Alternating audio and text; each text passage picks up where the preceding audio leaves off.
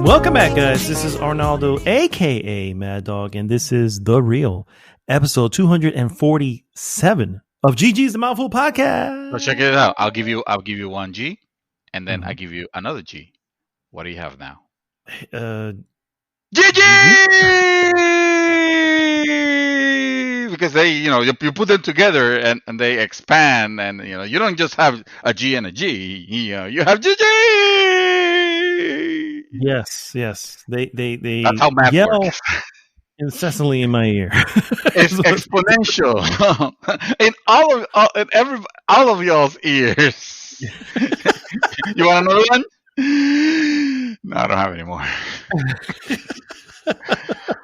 That voice, of course, is Mr. David Santos, aka Dream Twister. What is up, sir?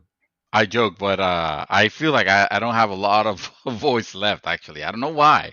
Because it's not like we went to a concert. It's not like we were like yelling at the top of our lungs before we started recording. I still have the cough of death, so I don't know. That might take me at any moment. It's probably the fiberglass from playing Tunnel Rat in my attic earlier. Oh, that's right. Oh yeah, I did have a lot of exercise in your attic this week. Installing some security systems. Some laser traps and some. My house is literally night trap now. It's just basically night trap. Yeah. It's a freaking fort. You saw what happened at the Capitol, and you were like, I want this fucker to go ahead and try this now. You build a moat. Also, you fill it with crocodiles, and you got ice everywhere in the house. Now it has like 20 cameras everywhere. Sir, I greatly appreciate your help with doing that. I can tell you right now. It would turn out to be an all day event, right? It took up, it's basically, it was. Yeah. And I knew it was gonna. I mean, there's several cameras and several times that we had to go to the attic. Thank goodness your attic is it's a little bit more elevated than most of the homes here in Florida, where you kind of have to like literally do the crawl at least the whole way down. The whole way, and it is nightmarish. I mean, you heard me. So, he was on the other side, and we were talking on the phone, and you could hear me that I was like, panting, and I need a break. I need to think because I was like, take as long as you need, bro. There's no rush. Whatever. I mean. The problem is I'm hitting all this fiberglass because even though we are in a mask-wearing society, it didn't occur to me to take a freaking mask up there the first time that I went for some God knows what reason. I just decided to. I haven't had a bowl of fiberglass in a while. Let's just inhale all this, and. Horrible. So I was feeling like, oh my God, either I need to get out of here, and I'm at the tail end of the house, so I will need to finagle my way through like all the obstacles, and because you got to be careful, right? Because one wrong step, and you'll just like fall down the ceiling. Yeah, you'll be right. Yeah, you'll be back inside the house through the ceiling. Yeah. Exactly. And then there's a lot of AC ducts and stuff like that you don't want to crush or anything like that. So you got to be extremely careful. Your body's very tense as you're moving around, and it actually takes a toll on you. Let me tell you, my body just today stopped aching. Okay. Well, yesterday I had to. I went helping out some folks paint, so my aches continue. It continue no matter what. Unfortunately, but it was fun. I mean, we had a blast, especially because I haven't seen this man in the flesh since March of 2020. The last time that we went to Amura, I think we went, or not Amura. It was it was Akira. Yes. Yeah, it was Akira. Went to Akira. And like that was the last time. Yeah, that was the last time that we saw in the flesh. So I was super ecstatic. Almost a year, 10 months almost. If you really think about it, that was like late March, and 10 months, bro. We should have done 10 the months. podcast, but if it wasn't for the fact that we were mad busy with work, we would have recorded something. Yeah, But yeah. We would have just done it right then. Yeah. yeah, man, Yeah. that's fun. That's the highlight of the week. Oh, But for that was sure. not the For sure. highlight of your week, and I know you're gonna say Well, the the stuff. second highlight I think of everyone's week is hey, we got someone new in the WH.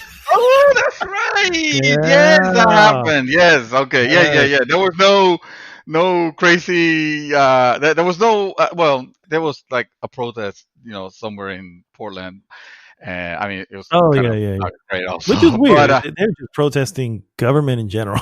It was just yeah, like, in general, okay, we all want to right, be guys. anarchists. It's like good luck, cause you live in fucking America. Don't I? Yeah, they Anyway, want revenge. Okay. yeah. Okay. Well. Okay. Right. And But I yeah. won $1 million. Wait, no. Yeah, man. The whole thing went without a hitch. Thank God. There was no major craziness, confrontations. For the for the most, we don't want to get political again. We had a whole episode of just that, just to get it out of our system. So we're not gonna. Oh no, no, no. But Don't do that. We're not but gonna. We're not. I'm just happy that I mean, there was some concerns, obviously, of after you see the events of January 6th, like, okay, so what happens next on the actual inauguration? On the midst of President Biden's inauguration, like, where's the thing gonna happen? You don't know. Mhm. You pray that nothing happened, and thank goodness nothing happened. It was like it was a good thing overall. Now, fun is over. I mean, no, fun is over. Now the show is over. Is what I meant to say. Now we just gotta see what the government actually does. Yeah, Because it can be about, it's funny. oh, we overthrew this person because fuck this guy, but now we're gonna be just as bad as now, or we're gonna be lazy, or we go. So far, there hasn't. It's the very beginning, and I mean, let's face it, the guy got to work on the fucking same day of his celebration. So, Dude, he didn't waste any time. It's funny. I thought I would watch less, but I realized no. I still need to keep people in check.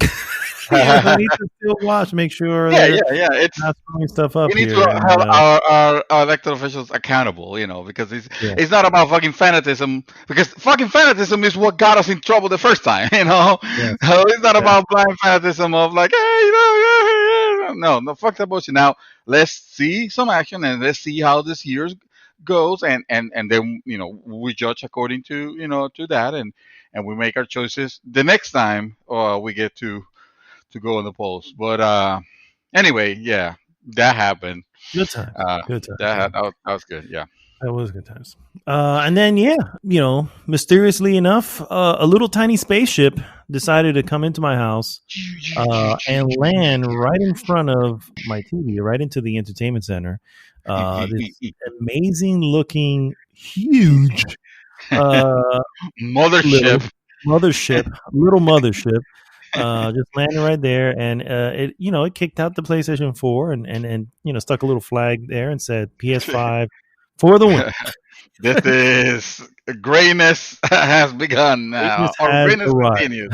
Greatness has been upgraded. Because let's face it, PlayStation 4, amazing fucking machine, like top notch, incredible machine. I would put it up there as one of the best consoles released. In the sense of not just powerful and accessible, but when it came down, the price was phenomenal. When it came But it had down, it where it counts. It had it where it counts, and that would yeah, be yeah, yeah, and then the games, dude. game. It's like, so, but it's as everything, as everything, it's time to make a change. Sony release a new console, and I've had it for a And little thanks bit, and to now it's your turn to enjoy the greatness. yeah, thanks to someone, my Night Watch friend, who decided that his watch is not over until one game. I was able to spot one and get it on Dell of all places. Okay. Dude, you're getting a PS5. Dude, you're getting a PS5. So yeah, so thanks. Obviously, I made sure I paid you back. So, but No, yeah, exactly. This was not the thing like on the TV, like this. Just so you guys don't make a post about it. This was not me gifting him a PlayStation 5. Obviously, I just did the transaction. Correct. I'll find it, and then all right, now you pay me. Here you go. Yeah. Because I was scalpers able. sucks, and scalpers They are do, the bro. cancer, of gaming. So They are with new consoles or new anything, even with video cards and stuff like that. It's just annoying. yeah. But yeah, Yeah, man. So I was able to throw that in there, and I'll probably get a little bit more into what I've played on it since. But the transfer and everything worked out perfectly, very quickly. That's I think the name of the game when it comes to PlayStation 5 is just plain speed. It's pretty good. yeah, It's pretty good. yeah. Well, guys, if this is your first time listening to the show, first off, thank you. Please go to goodgame.rocks, join the conversation there, and of course, please like, subscribe, share the podcast with everyone. What we normally do, guys, first is we go into what we have been up to, move on into some various news items, and then finish with our hot topic of the week. This week's hot topic: has the 60 FPS promise been delivered? Oh, that's a really interesting Did I question. nail it? I'm not even. Yeah. We were deliberating what the title of the topic, mainly because we didn't post the topic because I don't know if you guys heard, we've had a busy week. Yeah. So, I've been off this week, guys. This is supposed to be my vacation week. Exactly. A bunch of other stuff. What are you doing? Oh, I'm painting. What are you doing? Oh, I'm installing cameras. Oh, what are you doing? It's like, dude, you don't even know how to vacation properly. I know. I don't know how to do this. I was telling my wife. No, go ahead. Oh, no, I was gonna say. I was telling my wife. It's funny because we've gone on vacation before, and whenever we go on vacation, there comes a point where it's like, man, I just really want to go back to going to work. I just want to get back to the ground. I'm done with vacation at that point. There's no one fucking ever. I don't know what vacation where you've gone to.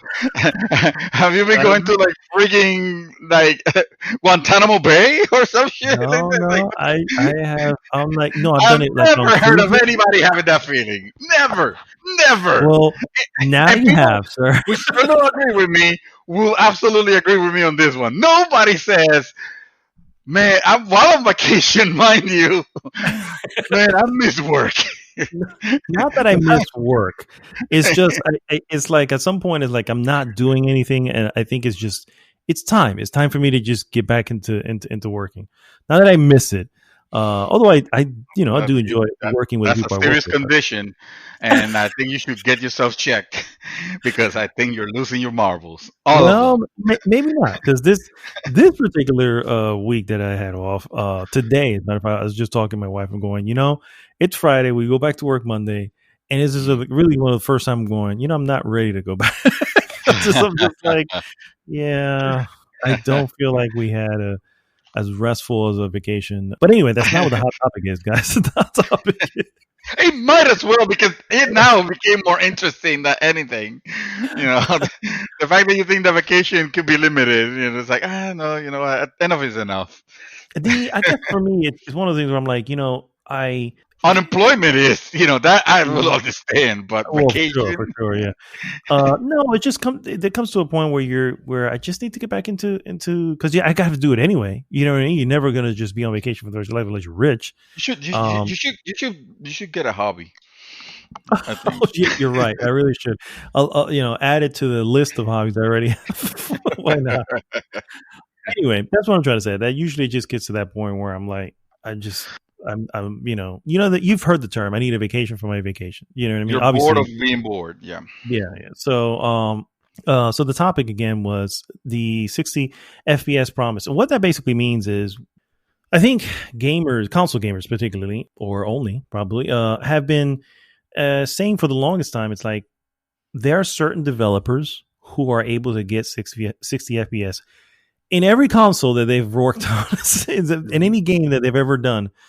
What is the deal? Why can't everybody else get it? What's holding it? Look at Kojima. Kojima's consistently delivering on performance, regardless of what the game is, regardless if you like the game or not, or you even understand what the game is, like, Death Stranding. The point is, it runs extremely well. And so now with this particular generation of consoles, it's become the regular thing, something that we've been asking for. So yeah, so we'll talk a Yeah. little bit more as to how we feel about that. Do we feel it's been delivered, and maybe even go through a couple of examples that maybe have not been delivered yet. Yeah. We'll go a little bit further into that, but let's go ahead and start with what we have been up to, sir. I'm going to kick it over to you. What, sir, other than what we've mentioned a little bit already, have you been doing? Mine's gonna be short and sweet because because I already mentioned most of it when we did the cameras, and more importantly, when I got to see you, again after a long That time. was That was great, man. that was, that It's that just was one of those fun. things. You don't get a chance to see, Yeah, your boy in a long time, and we speak obviously every week and all that, but it's just yeah, hanging out, having some food, and just relaxing. I got to see yeah, you man. sometimes too, which was That was the great. main So, thing. Going. The main thing I missed is like you're cooking. Like I remember, it's like it's not the same when you actually seeing it on Instagram versus actually having a taste of it. So I was very very very happy with that. But no, honestly, other than let me see, I try to remember what movie did I watch because it's about the only would have been about the only new thing that I've done because I've been playing. I'm still playing Ghost of Tsushima. Sashimi. Tsushimi, yeah, yeah, yeah, and I'm finding I I haven't been playing it a whole lot this week because we've been busy, but I'm still on Act One, even though I think I have my my character is about to become maxed out almost. Well, not really, but he's more power than he should be for where I'm at, and I'm surprised that the game allows me, that allows me to get to the to that level, and I'm ready. I'm ready. So I know the next mission is actually that I complete is actually gonna take me into like Act Two. I'm pretty sure. I just it happens where you're kind of anticipating something so much that now that you get to, you kind of get cold feet and you just don't want to move for so whatever reason. You're like, okay, well, let me make sure that I actually completed everything here in this area. because, because at some point I'm thinking like as if that the game's not gonna let me go back, which obviously it's an open world, of course it's gonna, but that's my train of thought. It's like, oh, it's probably not gonna. I'll miss some content if I don't do this. The fact of the matter is that I'm having a really good time to miss any content. So I'm not in a big hurry. Also, like I'm not sure what I'm gonna tackle next. I think I want to. I keep saying I'm probably gonna tackle Immortals Phoenix Rising Phoenix next. Rising. Mhm. But I need to before I actually do that. I need to finish Assassin's Creed Valhalla, which I was doing great. I was having a good time until Ubisoft did for on a previous patch in December, and supposedly now it's fixed, so I can go back.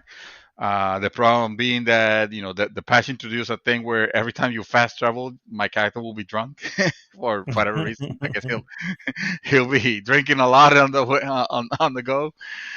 And I do want to go back because I was enjoying that quite a bit, and then maybe jump into Immortals, but it just feels like too much open world at that point. Fatigue. Yeah. Yeah, yeah, it might be too much at that point. It might be too much. Maybe after Valhalla, I can just jump into 13 Sentinels because I do want to play that. That's And yeah. That's it's not open world. It's lengthy though, but it's not open world, so it wouldn't. mhm, It's continuous.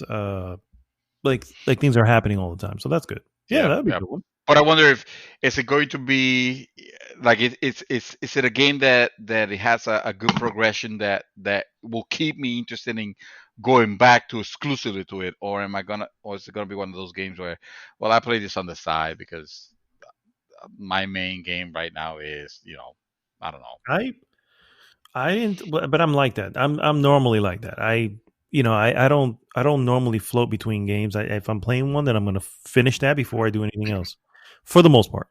Um, or if I'm done with it. It's like like Yeah. I've reached the point where I don't even care what's happening anymore. Done. I'm out. Um, but with that one, I stuck with it. I was completely enthralled with what was going on, and Yeah. just considering what I know you like, I think it would hold on to you Yeah. to go through. I just don't know. I don't know how you're gonna feel about the actual like kaiju gameplay. I think you would like it, considering you've played the game, but it is very I don't know. It's hard to say. Board It's very like yeah. a board game almost. Huh? No, it's like I told you, it's a cross between a real time strategy Mm. and sort of an RPG. Just a regular RPG. But Yeah, I can get because it behind does that. have real time elements. Huh? I can get behind that. Yeah. Yeah, I figure you would. I just don't know the art style behind that portion of it. You know what I mean? It's definitely Yeah. different. But after a while, I didn't care. I actually was looking forward to every battle when I was playing. I was like, I just want to play another battle. You know what I mean? So Yeah, it's it sort of definitely fun. it does look like the type of game that is differently enough that it first of all such a palate cleanser, and Oh who yeah, knows, it might surprise me. I mean, a lot of people have talked very good about this game. Reviews are very up there. Um, so I'm definitely looking forward to it. You know what?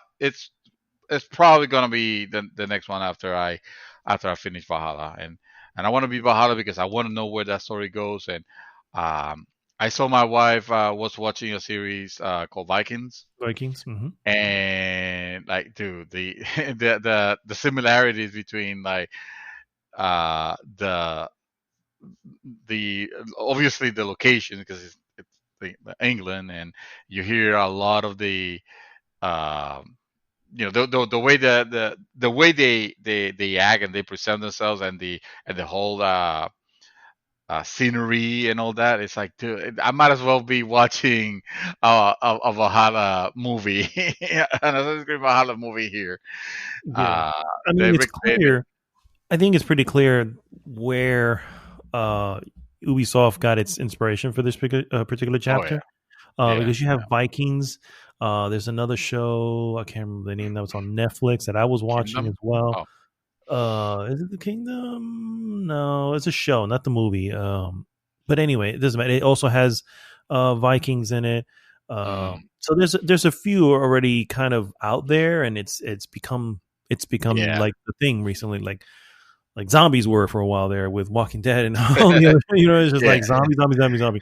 Well, Well, we haven't Vikings had and all Viking that. fever to that level, but Oh, yeah, no, no, no, it's not, kind not of to that. like Oh, and no, no. not to mention God of War, obviously that taking place in Norse Yes. mythology and all that. So yeah, Yes, yes, yes, yes. Yeah, the Assassin's Creed kind of, it definitely touches on the thing with the gods and all that. So not to spoil anything.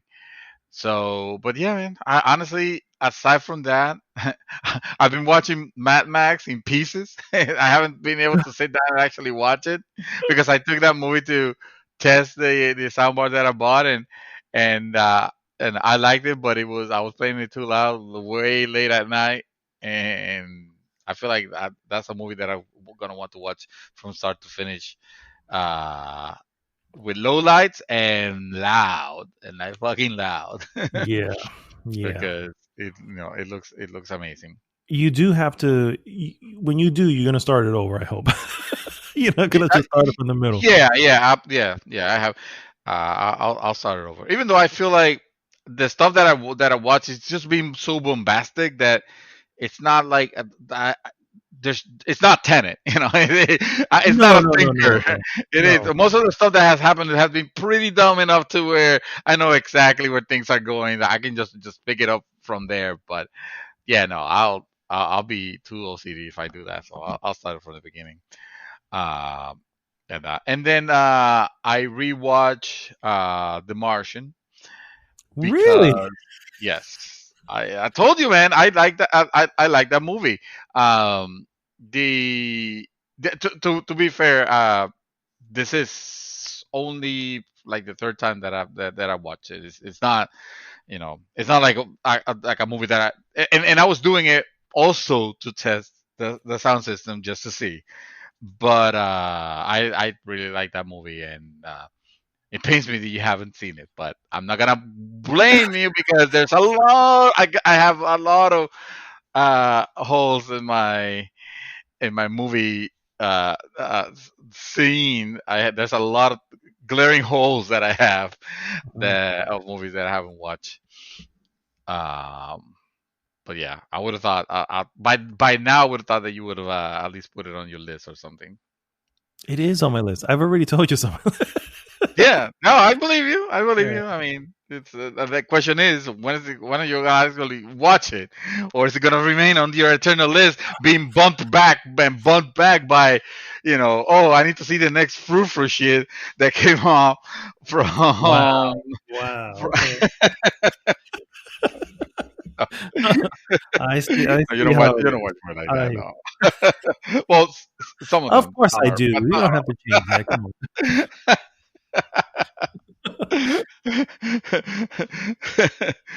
Oh man, no, that's I really don't have much other than to say. The Martian, you already know. I've already spoken about it. It's a good movie. So I don't have anything else to say. So you go ahead and take away because you, sir, you have a lot of more interesting things that you have done this week. A lot of stuff I already went through and all that, but I'm going to start with we're going to call this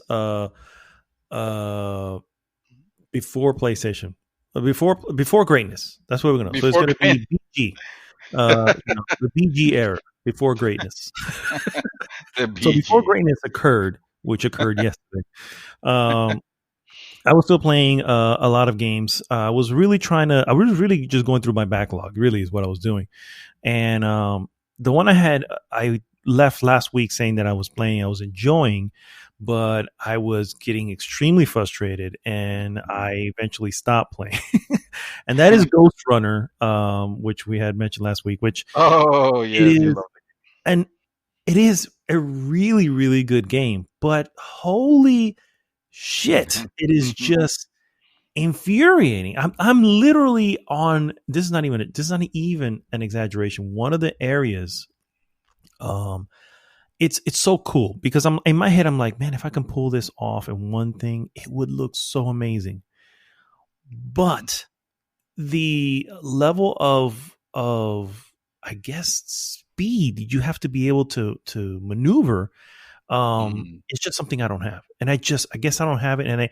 And I did stumble upon an article that mentioned it's really not a game that's meant to be played with controller.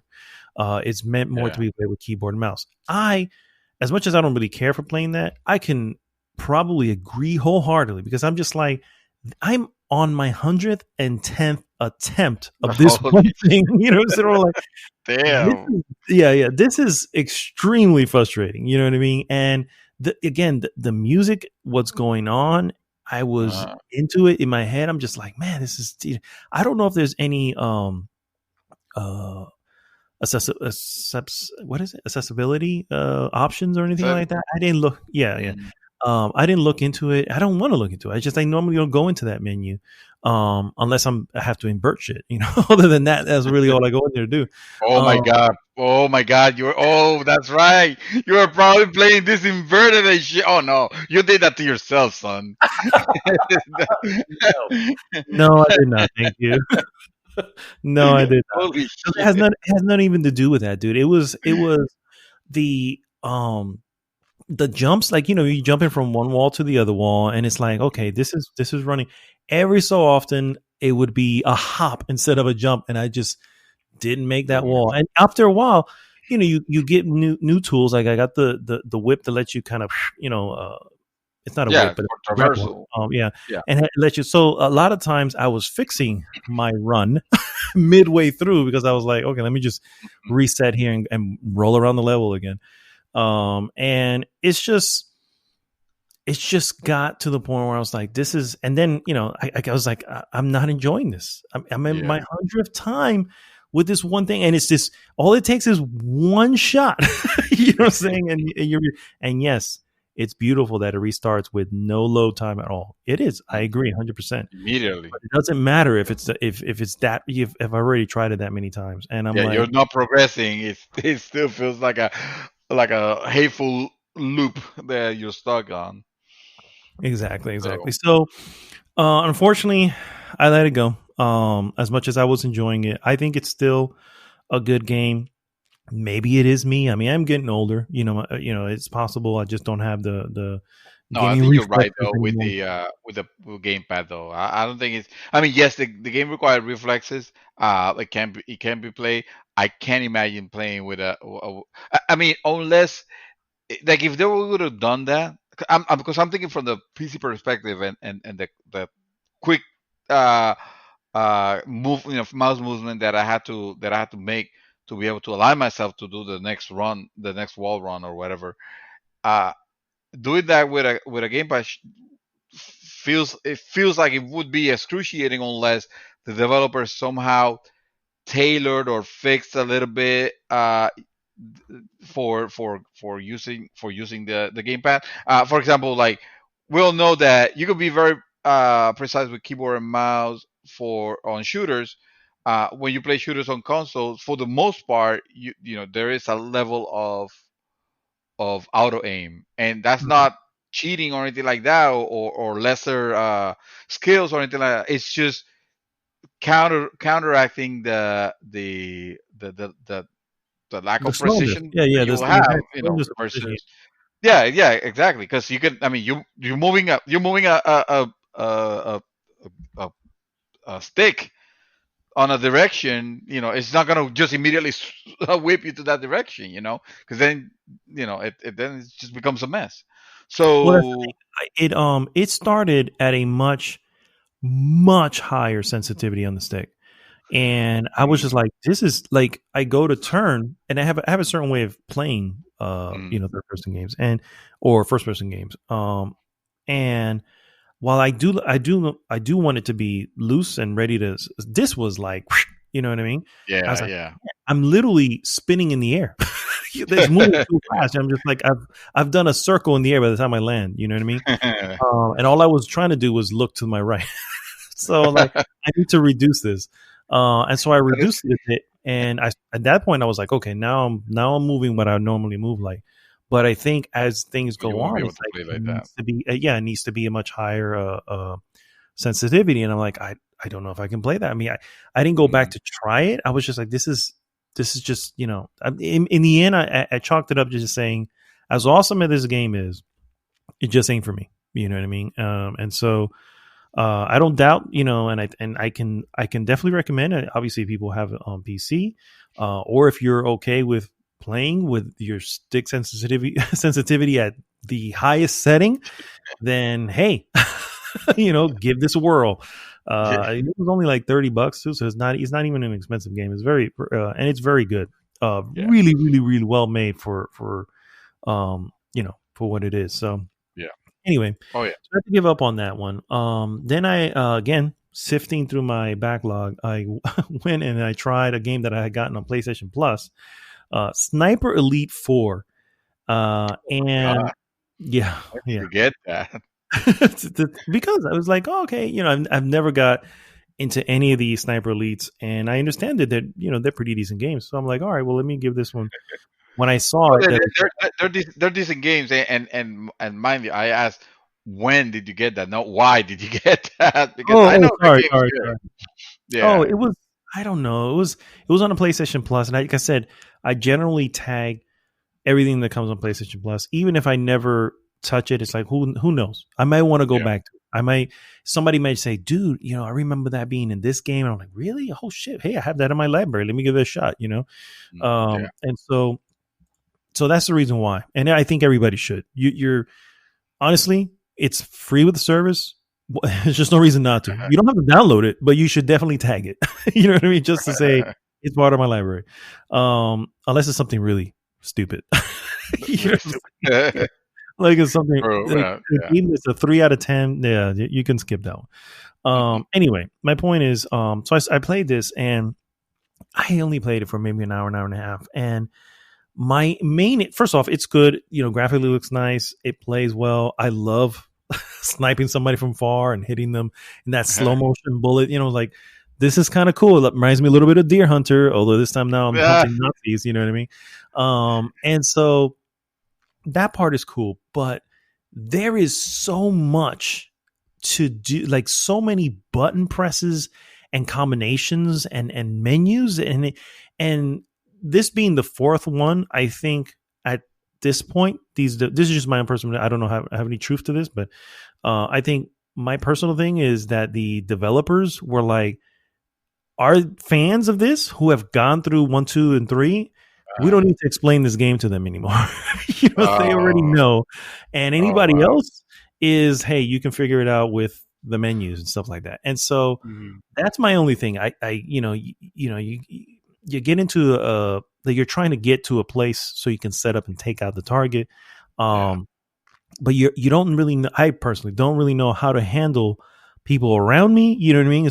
Because I have a sniper rifle. Do I shoot them? Okay, let me just shoot them. What the fuck? And I shoot them, and it alerts everybody. I'm like, well, fuck. Obviously, that's not the move. So what else I can do? You know what I mean? And it doesn't tell you. At some point, I'm like, I don't really care for tutorials, but sometimes if you have such a in-depth system, you kind of have to have some. And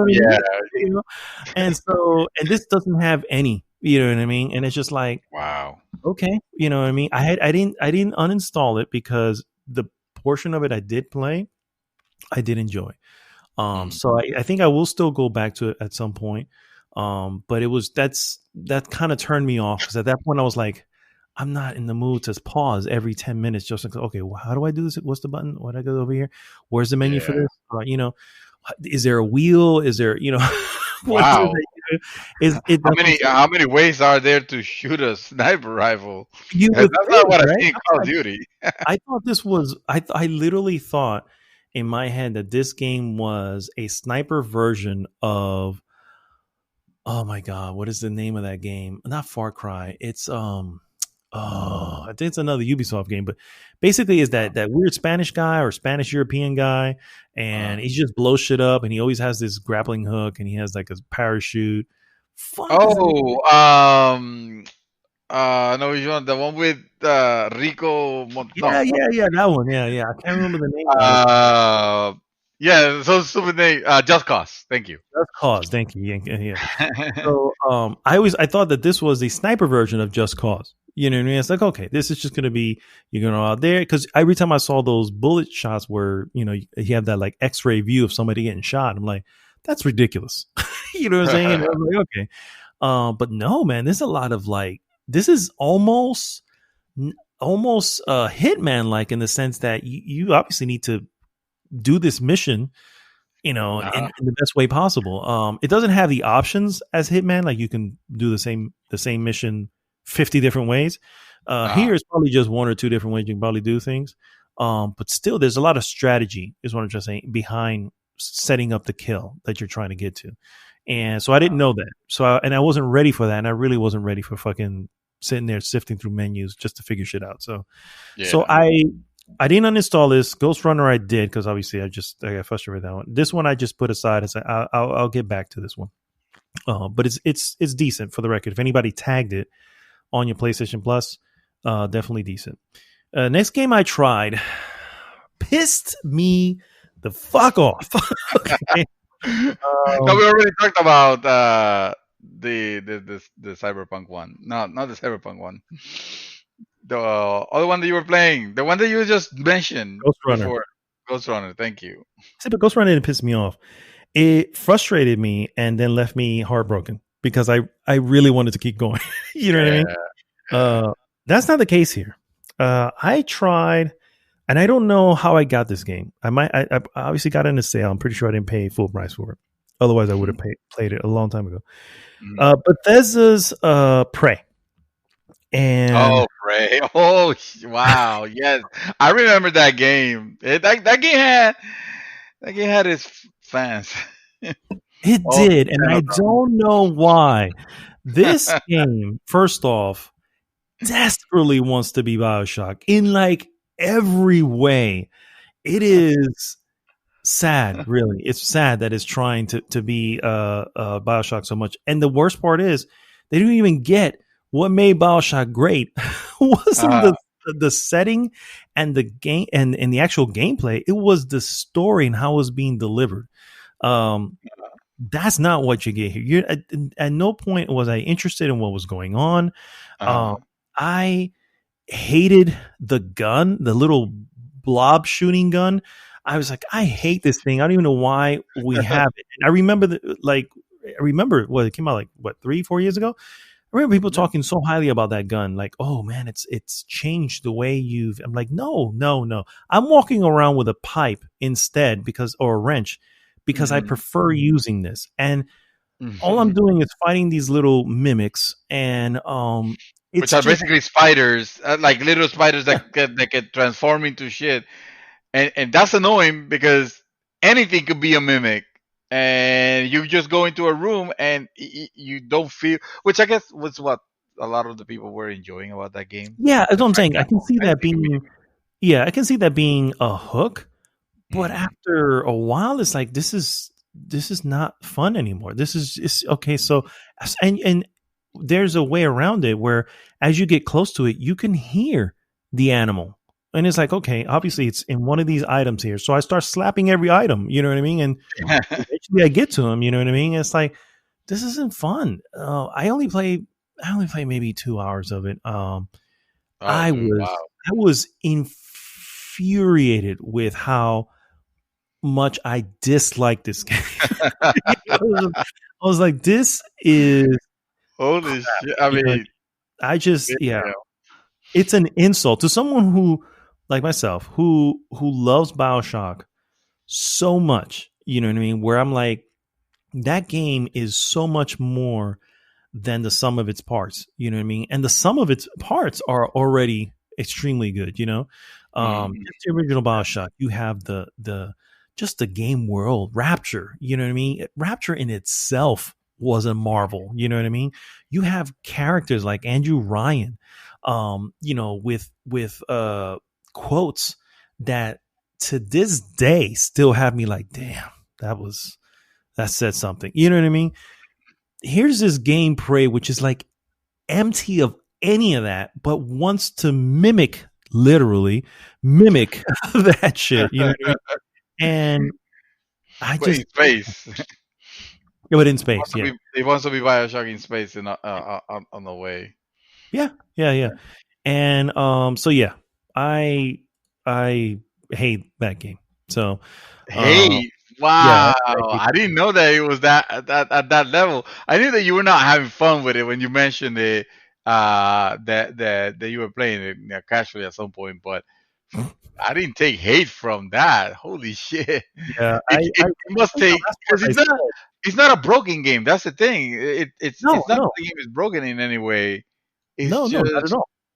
It's a competently made boring. game, and it's made by Arcane, which I respect. I love the Dishonored series, and I think it's Dishonored 2 may be one of Bethesda's best games, if Mm. not their well, I don't know. Fallout 3 is pretty good, even though it has moments of broken, but I would definitely say it's one of their best games. It's one of the best games, period. But I don't know where they're Wow. going. I just don't know. I don't know what their ultimate purpose was, but there was no hook. And I'm It was 2 hours in. an interesting premise. I mean, I think listen, I just checked my Steam clock. It says I put 12.5 hours, so 12 and a half hours in the game. And I'm not gonna say like I'm not gonna say that it was just trash because it wasn't. I mean, the game I'm not looked saying it is either. okay, and the premise was it was meant to be something interesting. Like yes, I did not care at all about the fight with the mimics because it was kind of I felt like I was just being a uh, just killing bugs. I was just, I was just Yeah. the guy that kills the bugs. Yeah, that's all I was doing. And then, like you said, slapping everything and everything because anything could be a mimic. A share, a book, a soda can, like anything could be a small mimic. Yeah, it And was then the trying. fights weren't fun. The fights were No, terrible. yeah, it was the combat is not good. Yeah. That world wanted to be. You're in space, and yet you still feel like you're in this because again, it was using this art style that wasn't Art Deco, but it was trying to be. You know what I mean? It was a combination of that with some sort of contemporary thing. It's just like, why is this in space? You're in space. You don't need this in space. This should be just space stuff. You know what I mean? And so it just felt insulting. And so I will definitely say I'm not saying it is a bad game. No, In the it's sense not. that it's poorly made. It's not poorly made, and the reviews can prove that. They can just say what you want. I'm just saying that I am extremely insulted at this half-ass attempt to do basically BioShock in space, and it felt empty to me. It felt like it had no purpose. The story was not interesting at all. It starts off. It ends up having this weird. I thought This the weird. story was. I thought the story was interesting because I didn't get to because the interesting. you have you have a life. If I remember correctly, you correct me if I'm wrong. Since you played this recently, it was like you realize that not everything is what it seems. Yeah, yeah, It's yeah. kind of that situation where you kind of It's broke. like a Truman Show. It ends up being like a Truman Show situation where you realize, Yeah, oh, yeah, everything was just for show. yeah, and then you get you're getting out of that, and it's like there was a honestly I can see why the good reviews, and if this game grabs you, uh this could become a very good experience, honestly, because you look at screenshots of or video of later levels with the attacks, and you see that not everything was bullshit. But I will agree with you 100%. The game, it takes a while to get somewhere, and I will argue that by 12 hours I just didn't feel like I was having any fun with it. I felt like I was playing the game because I already started it, you know and that's never a good feeling I was 2 hours when a game in. feels like work. I was already feeling that at 2 hours in. Sir, you were only about based on the website I generally go to. You're only about 4 hours away from the ending. So the average Oh, time was that about it didn't 16. feel like it felt like I was still because it doesn't. Another thing that I think I mentioned it when I described this game many podcasts ago. It has a terrible map, and you have no idea where you're supposed to go. You have no idea where you are on the station, Mhm. uh, and you're constantly like running and backtracking, and then when you get encounters with the enemies, they all feel unfair. They all feel well, except for the mimics, which are just stupid. But everything else just feels like, it's a chore. The game's a chore, you Yeah, know. that's exactly. That's Yeah, it exactly. It was a oh, chore, that's a shame. and I didn't enjoy any of it. So that's what I'm trying to say is I hate it because it didn't grab me. And it just felt insulting to what it was trying to do. You know what I mean? I think the creators of BioShock will probably look at that going, why even? You know what I mean? So that's just And me. yet everybody else thinks, yeah, this game is actually great. This game is actually uh, a really a really good, not even compared with Bioshock. We are comparing with Bioshock, but I'm not here saying, oh yeah, this is a Bioshock clone, because I don't think that. Mhm. I think it was trying to do a lot of the things, a lot of the mystery. It was trying to, it was trying to go for that, and I did find some areas a little bit interesting. For the most part, a lot of it just fell flat because again, it's not fun to be in that space station. Once you realize that you're in the space station and you realize that, yeah, it kind of, I'd rather be on the Ishimura. Just saying. oh shit, the Ishimura was amazing. It was The amazing. Ishimura was phenomenal. That whole the whole ambience of that, Yeah. very positive. It's the recent reviews and the all-time reviews from Prey on PC. Oh, I That's what. don't doubt it. I don't doubt it. Maybe you should play this one. Huh? Maybe I missed out. Maybe this was a game of 20. What is it? I think it was 2017, 18. 17. Yeah, 2017, May 4, 2017. 2017. Yeah. So maybe I needed to play it at that point. You know what I mean? It just. Like it was such a long time ago. I mean, I don't know what else it could be because I was not enjoying this at all, dude. It was just Wow. not good. Not good. What did it Uh, have in Metacritic? 79. 79%. Oh, that's a good game, man. so I yeah, don't know, man. I like I don't know if said, I you don't have trust to your listen to review. me. I'm just No, saying how I'm I kidding. felt about it. Because And I obviously went through and dude, no, the whole thing, the other thing with it was that like everybody got excited was that they released that. You remember that E3 where they announced that patch mhm. where it was almost like you wake up and you have to do stuff and Yeah, but the then DLC. you die. Yeah, then you die and you start again and you wake up and you have to do. It's kind of like you're stuck in a loop Yeah, yeah. of doing Oh, things, but things change.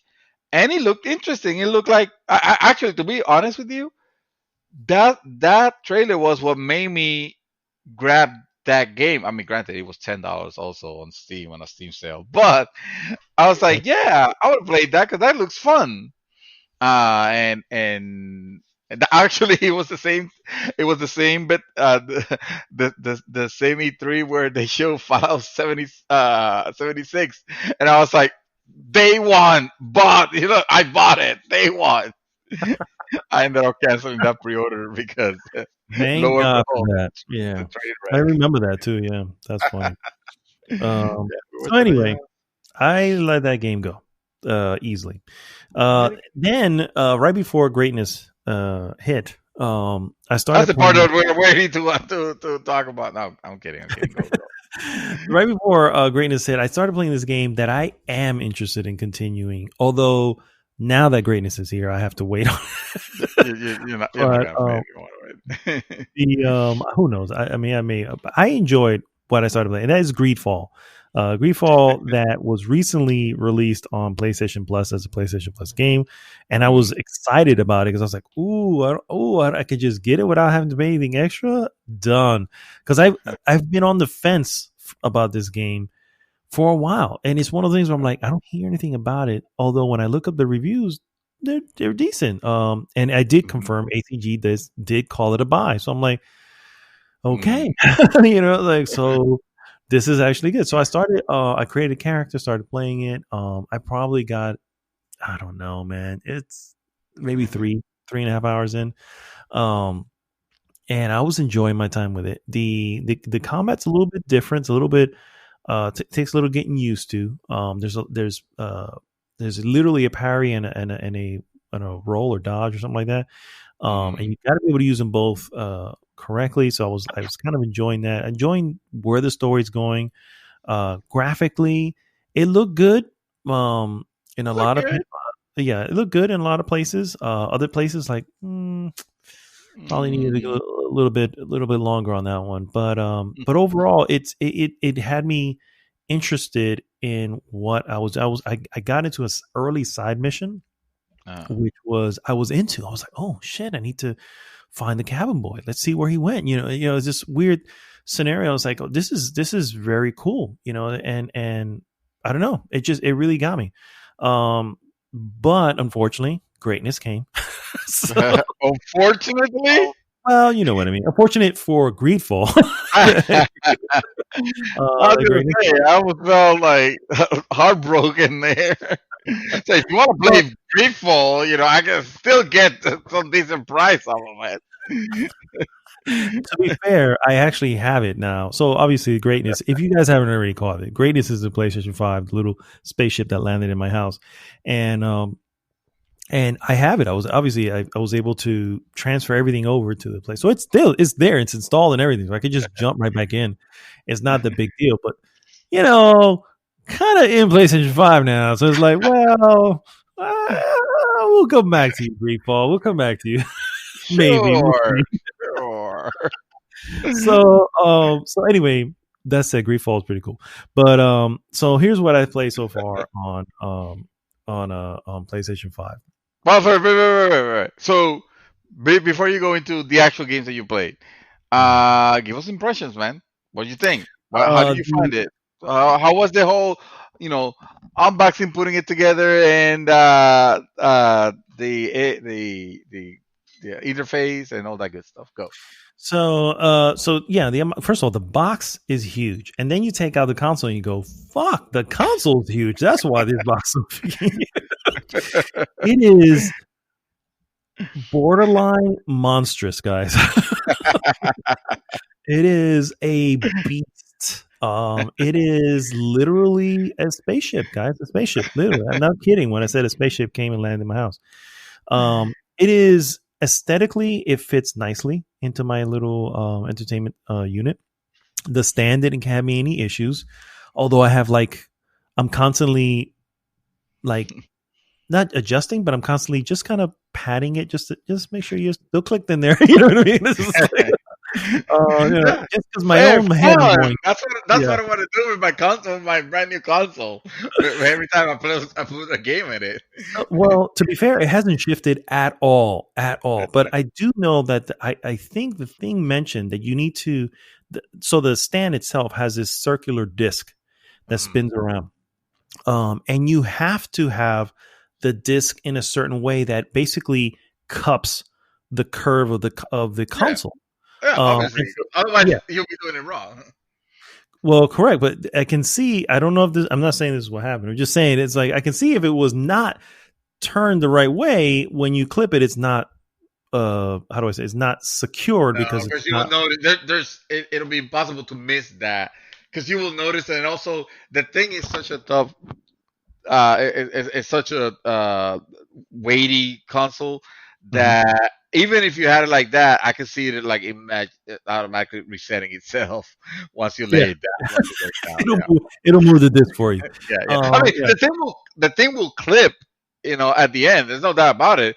It's just make sure that you trust the fact that it's gonna hold before you start pulling with the force that you normally will pull a USB plug on a PlayStation 4. Because that's not what you want to apply on this one. Especially, I am pretty close to the edge of the entertainment center.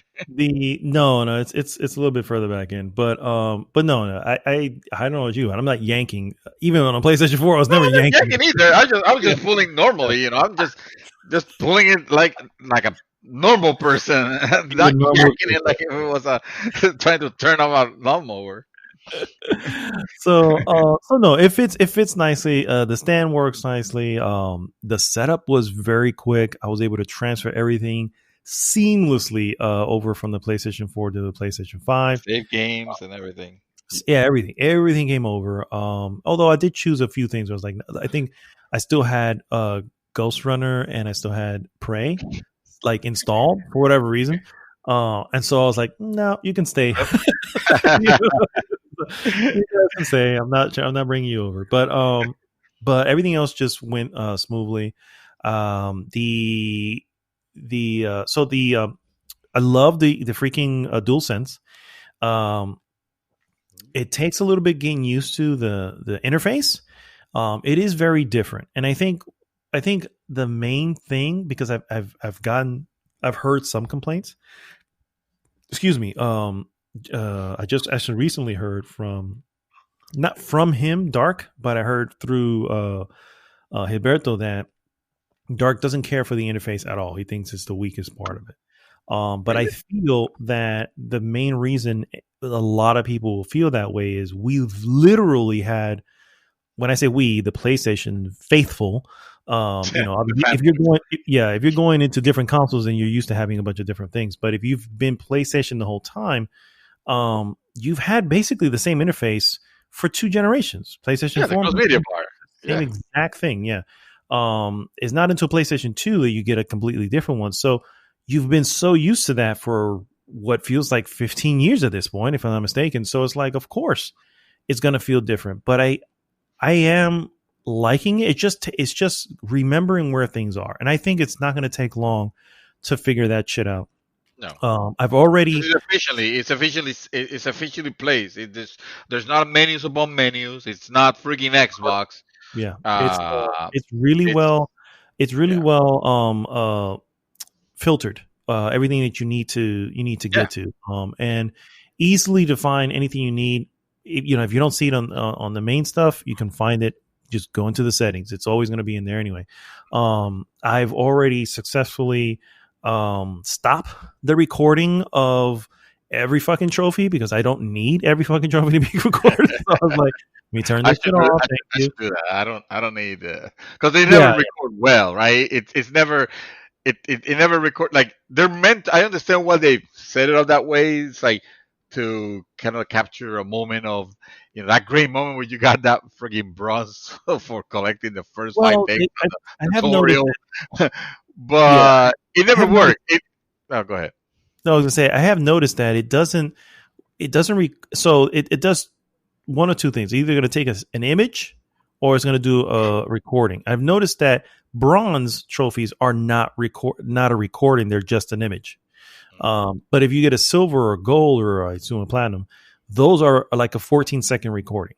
And to be fair, those 14-second recordings are the best way of if you really want to capture how you got it. That's Mm-hmm. the best way because it goes back a little bit for you right before you get it. So those 14 seconds cover everything, and it perfectly Yeah, captures how you got it.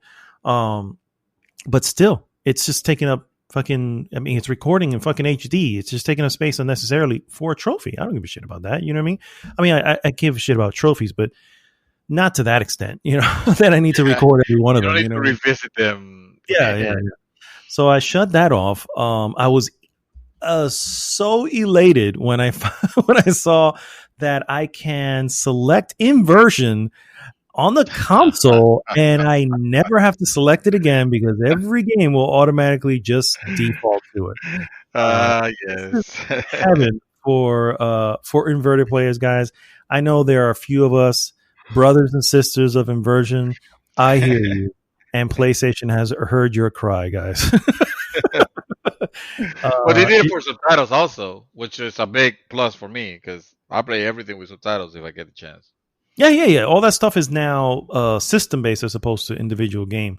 And when you put the game in, it picks up what you have already selected and just puts it in. Just makes the most sense. You know what I mean? Yeah. And so those are quality of life things that are just you can't you can't put a price on them. It's just like, man, this is great. Yeah. And so that's great. I downloaded Maneater. I haven't played it yet, but I downloaded it because it was there. Like as I'm setting up, it's saying, "Oh, hey, you have PlayStation 5 games. Do you want to go ahead and download them now while we're doing this?" Hell yeah, And, I and I had two. Yeah, I had Bug Snacks and I had that one. I was like, "Yeah, sure, let's do it." And so that should download it fairly quickly as well because I'm on a hardline connection. So yeah, overall, as far as the console is, other than the fact that is like I said, it's a beast, guys. It is It, it, it is yeah. a massive console. A revision will definitely make it almost Sleep. perfect. I would Yeah, yeah. say yeah, definitely looking for a sleeker version of it because I almost decided to do the tower, like to set up as a tower. But I was like, where am I fucking set this shit up? But I kind of wanted to yeah. see it. I was like, it's so tall. I just want to see it like this totem. Every time we walk in, people go, oh, what is that? I'm like, that Yeah. is greatness. That's what that is. I feel like So as a tower though, it's I don't know. It's kind of it's at this point like everybody will recognize. Okay, that's a PlayStation 5, and now it's just gonna look like this out of place, white things, towering over, towering over your entertainment center, where you could just have it laying on the side, sleek and nice in the middle. true, true. Cause yeah, I feel like this and even the Xbox Series X to an extent as well, it mhm. almost designed to be optimally set up as standing up because Yeah, the that's true. exhaust is on the top and heat rises. So it's like literally just blowing the air straight up, not Mhm. clouding wherever it's maybe sitting at, and I'm like, this may be. I'm in my head figuring, what do I have to move around to, to Yeah, make that happen. But I don't know. I mean, I still kind of like it where it's at as well. It's a perfect spot. yeah. The top is literally facing my modem, so if in a few months my modem melts, we know what happened there. But but but overall, like I said, the impression as far as the way it looks, the way it sounds, the way it runs, it is exceptional. I mean, it's extremely fast, in and out of the game quickly, very quiet, extremely quiet. And although, to be fair, my PlayStation 4 at some point was sounding like it wanted to take off, and I recently cleaned it up, took it apart, dusted it out, put it back together, reset it all to factory settings, and as I put it back on and turned it on, dude, it was super quiet. I'm like, shit, I fucking should have done that shit a long time ago. You know what I mean? So and I was able to have it to your PS5 now. Yeah, exactly. So, I will definitely keep an eye on that. But anyway, so what I have played is obviously you kind of have to start with the whimsical one, right? Astro's Playroom, guys. I know it's a lot of people chalk it up to being sort of a demo or whatever. Oh no, it's that's not. This is a full-fledged game, which I've completed. I beat the whole thing. It was just like, yeah, you did. Of course, you did. I told you in one sitting, you were just gonna like eat that up, and yeah. To be the record, it was 2 sittings, but yes, more or less, yeah.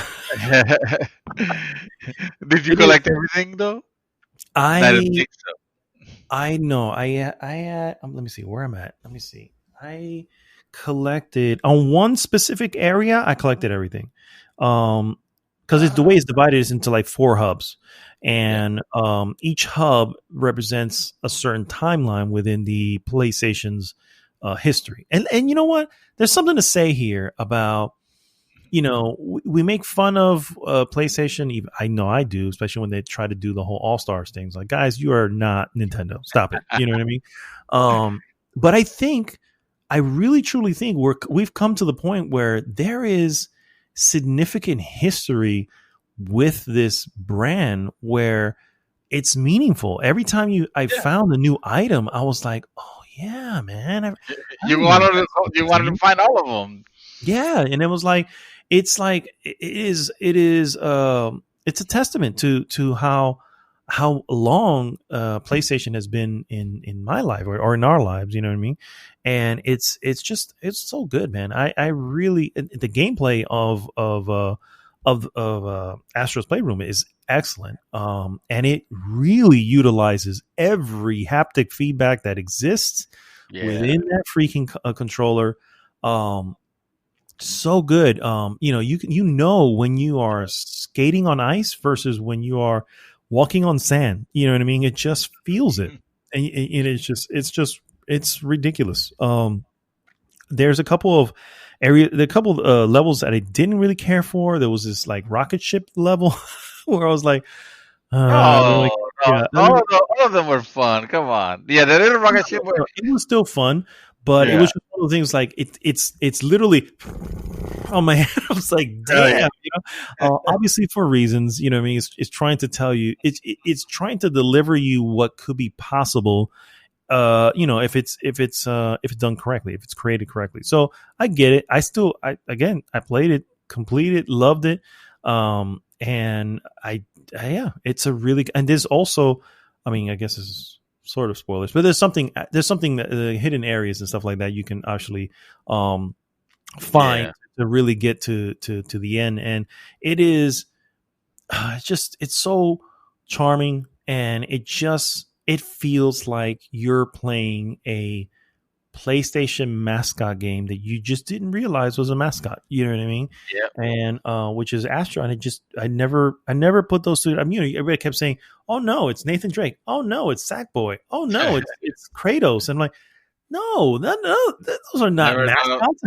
You know what I mean? It's like, yeah. So, and here's this little Astro bot that that even my wife recognized. I paused and said, "Honey, do you remember that?"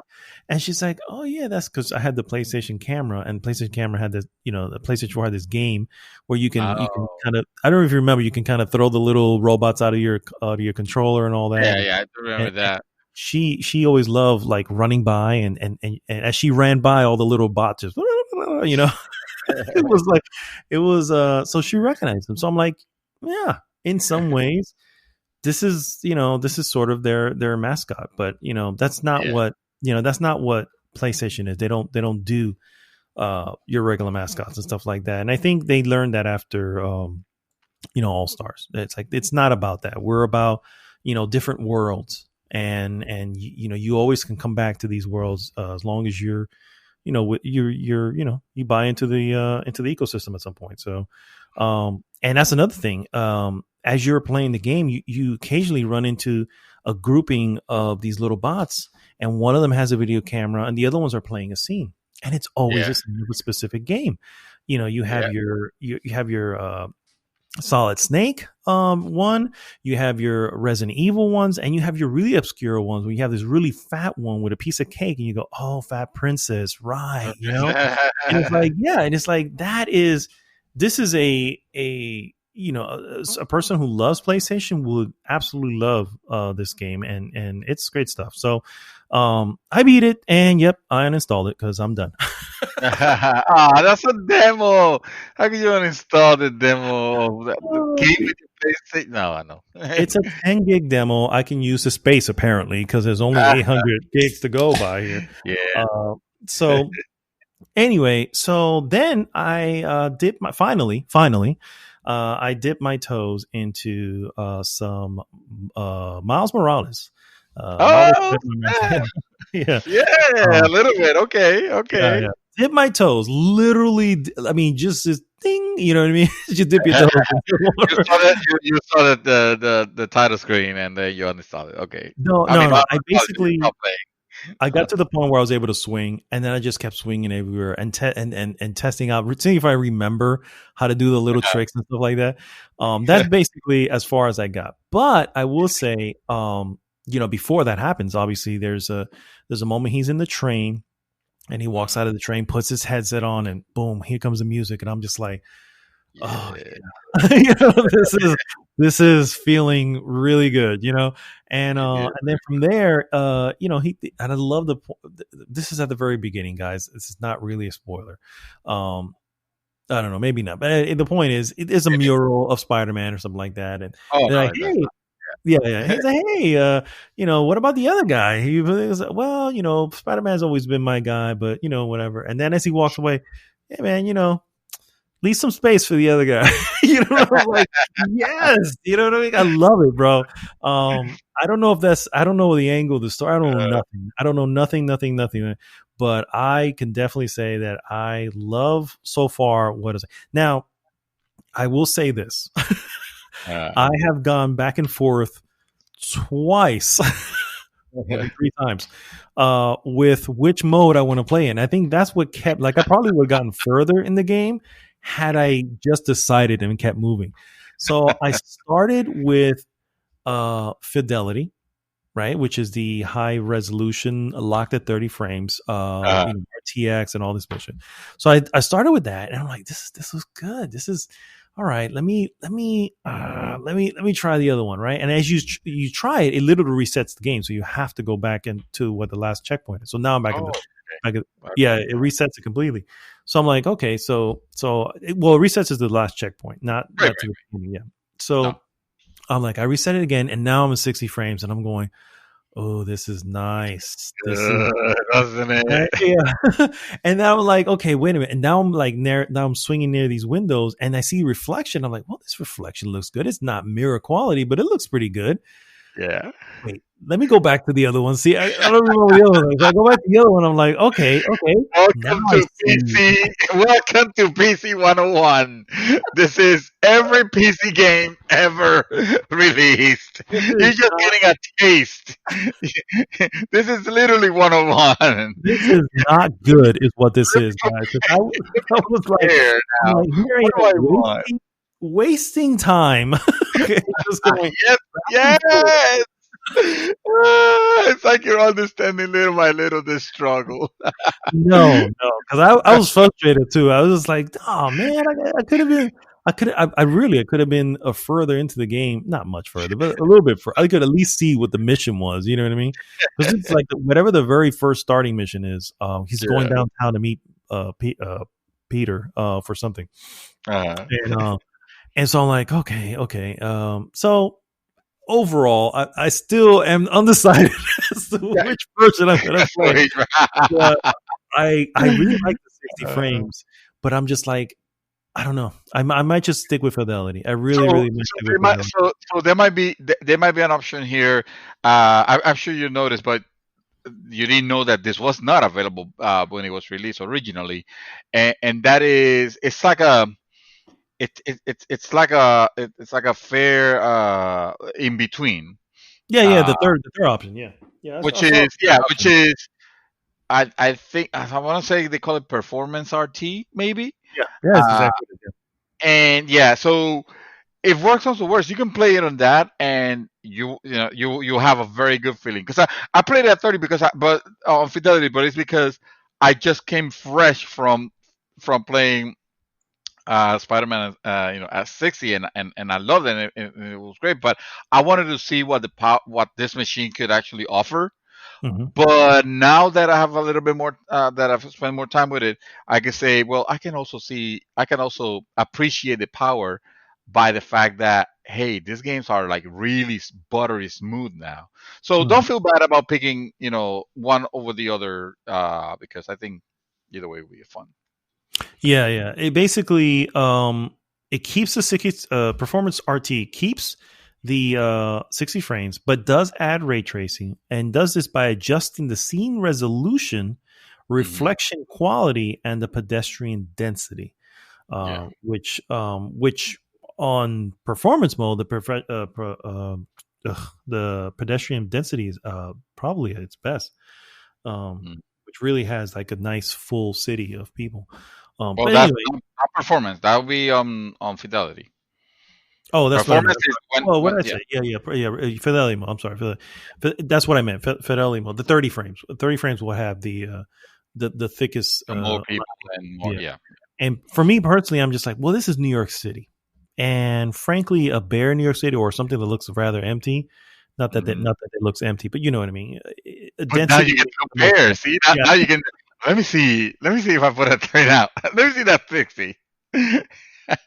Next thing you know, options menu. My time doing. Now, I did capture some of the things that I do like. Miles Morales helped somebody out, a couple people out with a few things, and I'm just like, yes, this is what I loved about Peter Parker, is that he is your everyman type of hero. You're every guy, you know what I mean? And the one that always just does good just because it just needs to be done. He's not looking for anything other than, hey, you need help with this, And I love how that has rubbed off onto Miles in this particular thing. Yeah. And I don't like looking at Peter and going, that's not my Peter Parker. That is not my Peter. I saw him and was just like, oh, that's right, I forgot. Jesus, right, because he has this little quick recap that he can do at the very beginning, kind of just recap what happened in the other one, and obviously it's from his view, so it's a little bit shorter, but still, it's just like, oh man, why? I mean, I get it, but I think you're surprisingly quick. I gotta be honest with you. I did not like the change, but like it didn't. At one point, I just stopped thinking about it because I was just enjoying so much the character of Miles, actually. Yeah, and I'm pretty sure that I'm really in the beginning, so. Yeah. To make a joke of the fact that I have never heard of any Latino called Miles. Never. You said that before. Yeah. Oh, yeah. That's right. And you know what? It's still a fact. Other than Miles Morales, never heard of Miles. And I will say this, like I said before, perhaps, but he's not just Latino. He is also black, and there are plenty of Yeah. African We had American this and Black conversation. descendant. Okay, yeah, that's true. Never call him out. Yeah.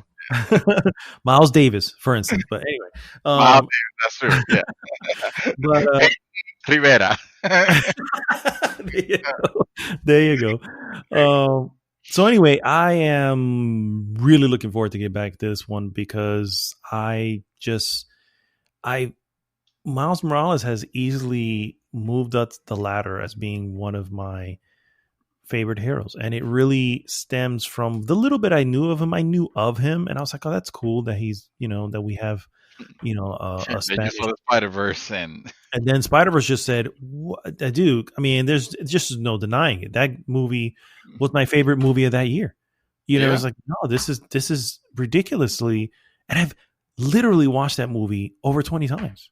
Because every so often I just put it on because I have it digitally. I just throw it on, and not just me. My wife does it too.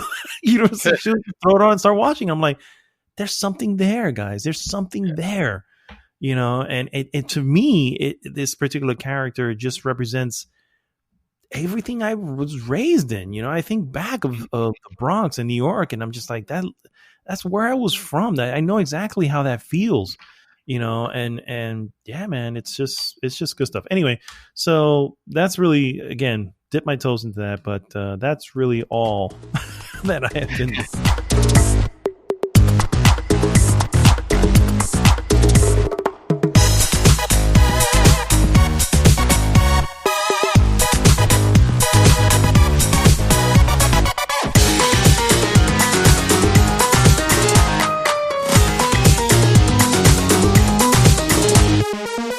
And we're back, guys, and it's time for the Mouthfuls Games Radar. Yes. We're bringing it kind of snuck in there again, huh? It snuck in there, yeah. It does that every so often when there's something good to talk about. Yeah, so Games Radar, guys, if you don't are unfamiliar with this occasional segment that we have, basically it's to showcase a game that came out in the prior week that we think you guys would be into. And it should come as no surprise that game this week, guys, is a little title called Hitman 3, which released on January 20th. That would be Wednesday, and has been getting nothing but awesome reviews, averaging 9s and somewhere around there. It's averaging a 9. And it is, hey, man, it's just more Hitman. You know what I mean? And that is exactly what you want. Yeah, the first two were, great games. That was spectacular. I don't know why I never continue. It wasn't the game's fault. It was a me thing, and it might have been a you thing also because you started playing it, but at some point, I never heard you continuing and continuing. Well, I got to, I think it's Marrakesh. This is the first one, from the reboot. I got to Marrakesh, and I was lost in, obviously you can run and gun. Although it's not really. You don't want to do it. You're playing it wrong that way. Yeah. But at the same time, it's like on your first one, you kind of want to do it just so you can see where things are. You know what I mean? Because sometimes you're like, how do I get back there? Where do I go from here? And Marrakesh started getting a little bit bigger. I will say, obviously, I played the Paris one to death. Sapienza, I think it was Sapienza. Yeah. What's the second one? I played that one too. I really enjoyed that one. That was actually pretty cool. I can't remember what the third one was, but and then yeah. So I think I got to Marrakesh. The third one may have been Marrakesh for all I remember, but that's really what it was. I think it's just a lot of replay. There's so much replayability that you feel like you've played the game for much longer, even though but even though you've only played 3 levels. You know what I mean? It's like, that's true. I think I can. I think that's what I feel also, that the game has felt longer. And now with a part 2 that I haven't played and a part 3 already, which includes the first and the second, or I don't think it includes. I think it's, if you own it, it will unlock it on the third one. On the third one, it will unlock the first and the second one, or something along those lines. That's fantastic. I really love that they managed to do that. And I think I want to go back. Honestly, I really like, really like the whole gameplay thing. It felt really good to complete, to be able to do the assassinations in like crazy ways that sometimes the game tells you as an objective. It's like, oh, try to get them by doing this here, here, here, whatever. Hmm. But it's a Like lot challenges. more. Yeah. Yeah, the challenges, but it feels a lot better when you just happen to discover, by accident, a way to get rid of your target. And it is cool because there's so many different ways that you can actually do that, There and it are. doesn't matter how you do it at the end of the day. I always feel like the challenges are a little bit of a detriment because it kind of like force almost forces you into doing the specific ways to take it out of character rather than just allowing you to use your own, originality. I can agree to an extent with that. It does feel like it pigeonholes you maybe a little bit, but at the same time, because there's so many, because not just one challenge or two challenges, there are multiple. Hmm. So because of that, it allows you to explore more.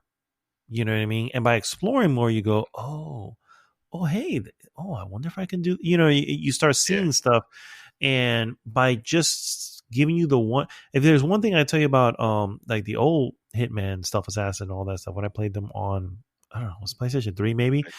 When I played those before, I played them, I replayed them a lot because I enjoyed them, but I was always doing the same thing. I never really branched out Uh, to try anything new.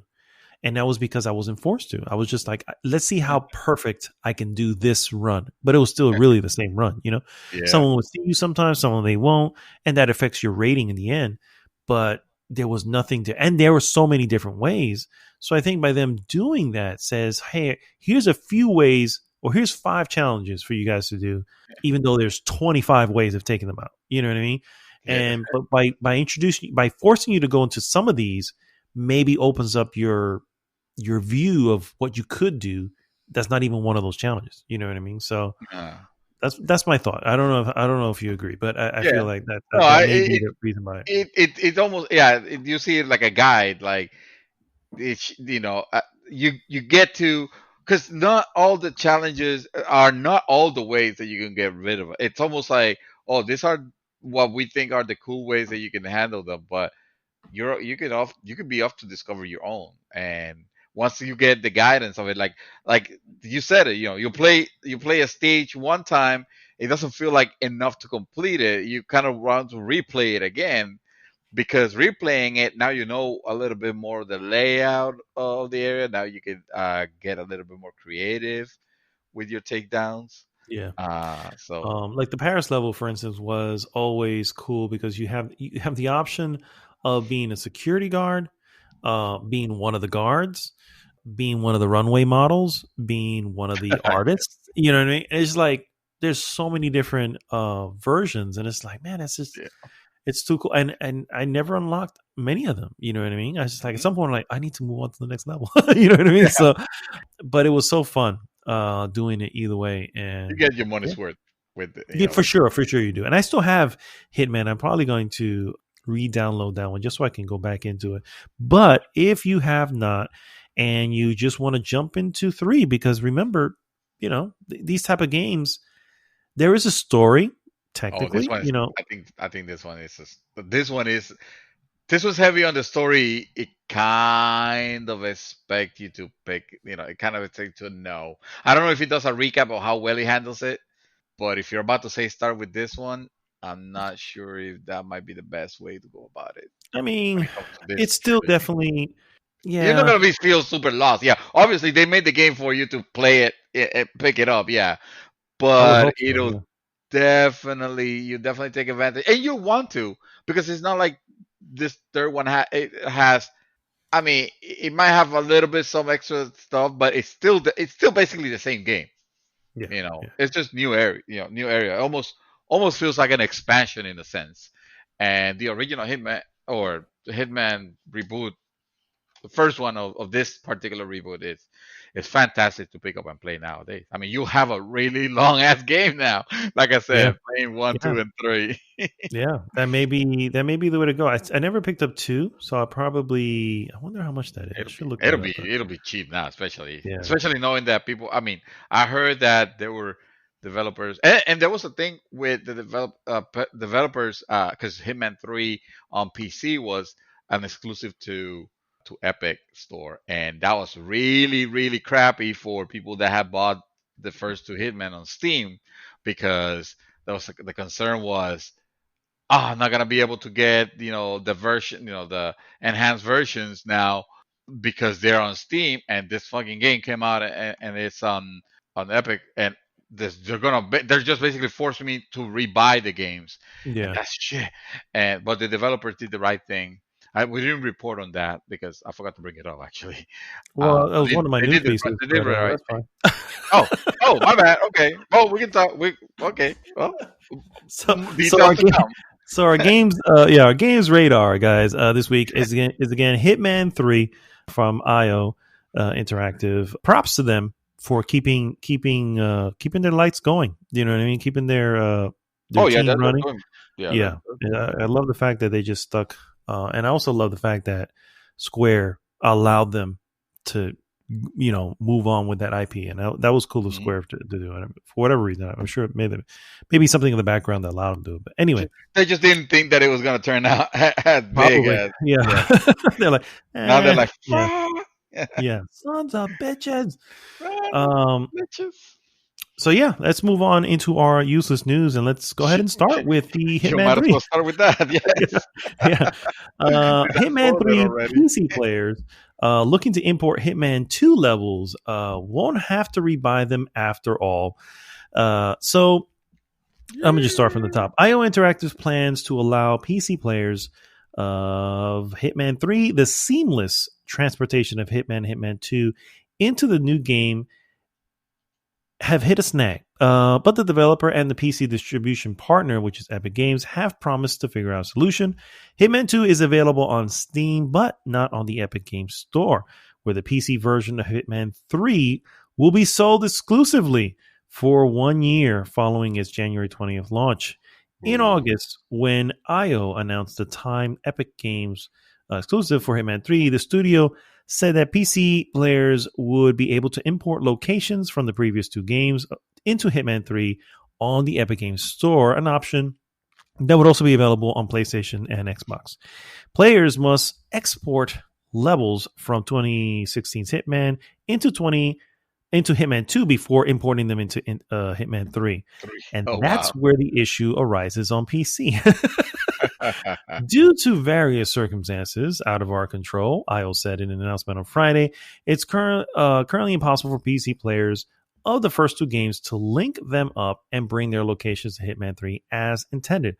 IO has had planned to offer a workaround, sort of, for the 2 weeks following Hitman 3's launch. Owners of Hitman 2 on Steam would have to rebuy the game levels at a discount in order to import them to Hitman 3. Oh, what a way! What a workaround! Just Yeah. buy them again. Look, we'll give you a discount.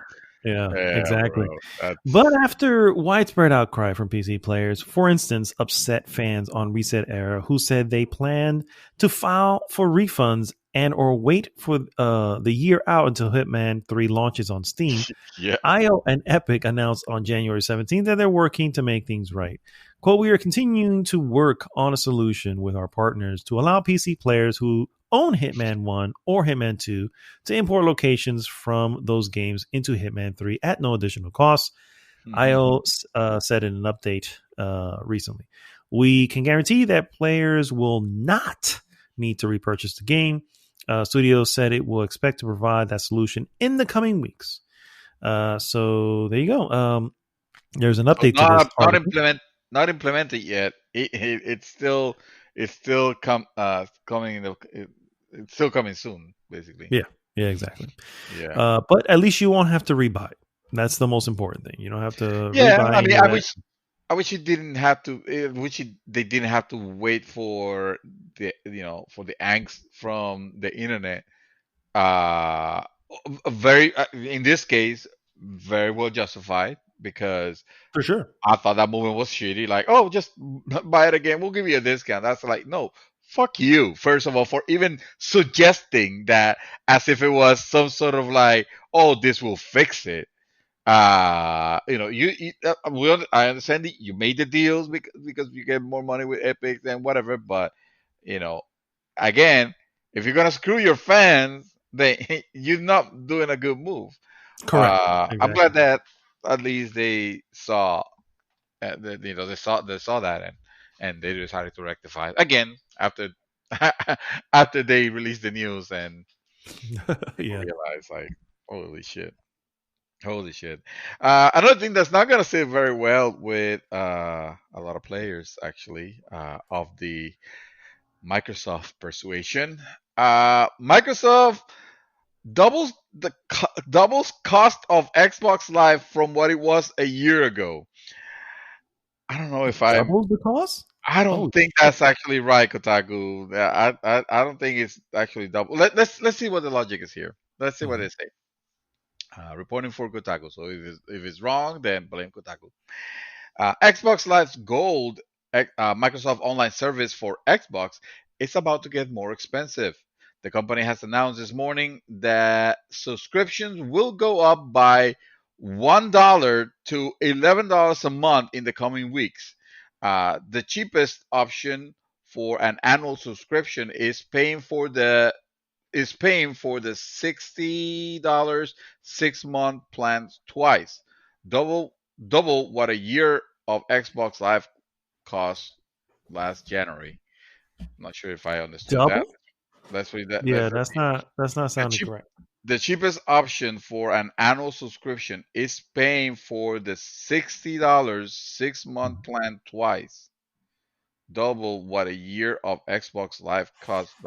Kotaku, fuck you, Kotaku, for your stupid inflaming, Fox News worthy journalism. All right, so Like, I got to hear you have a on. better, if you have a Yeah, better source, please give it that, because it's it's this is not it's not double.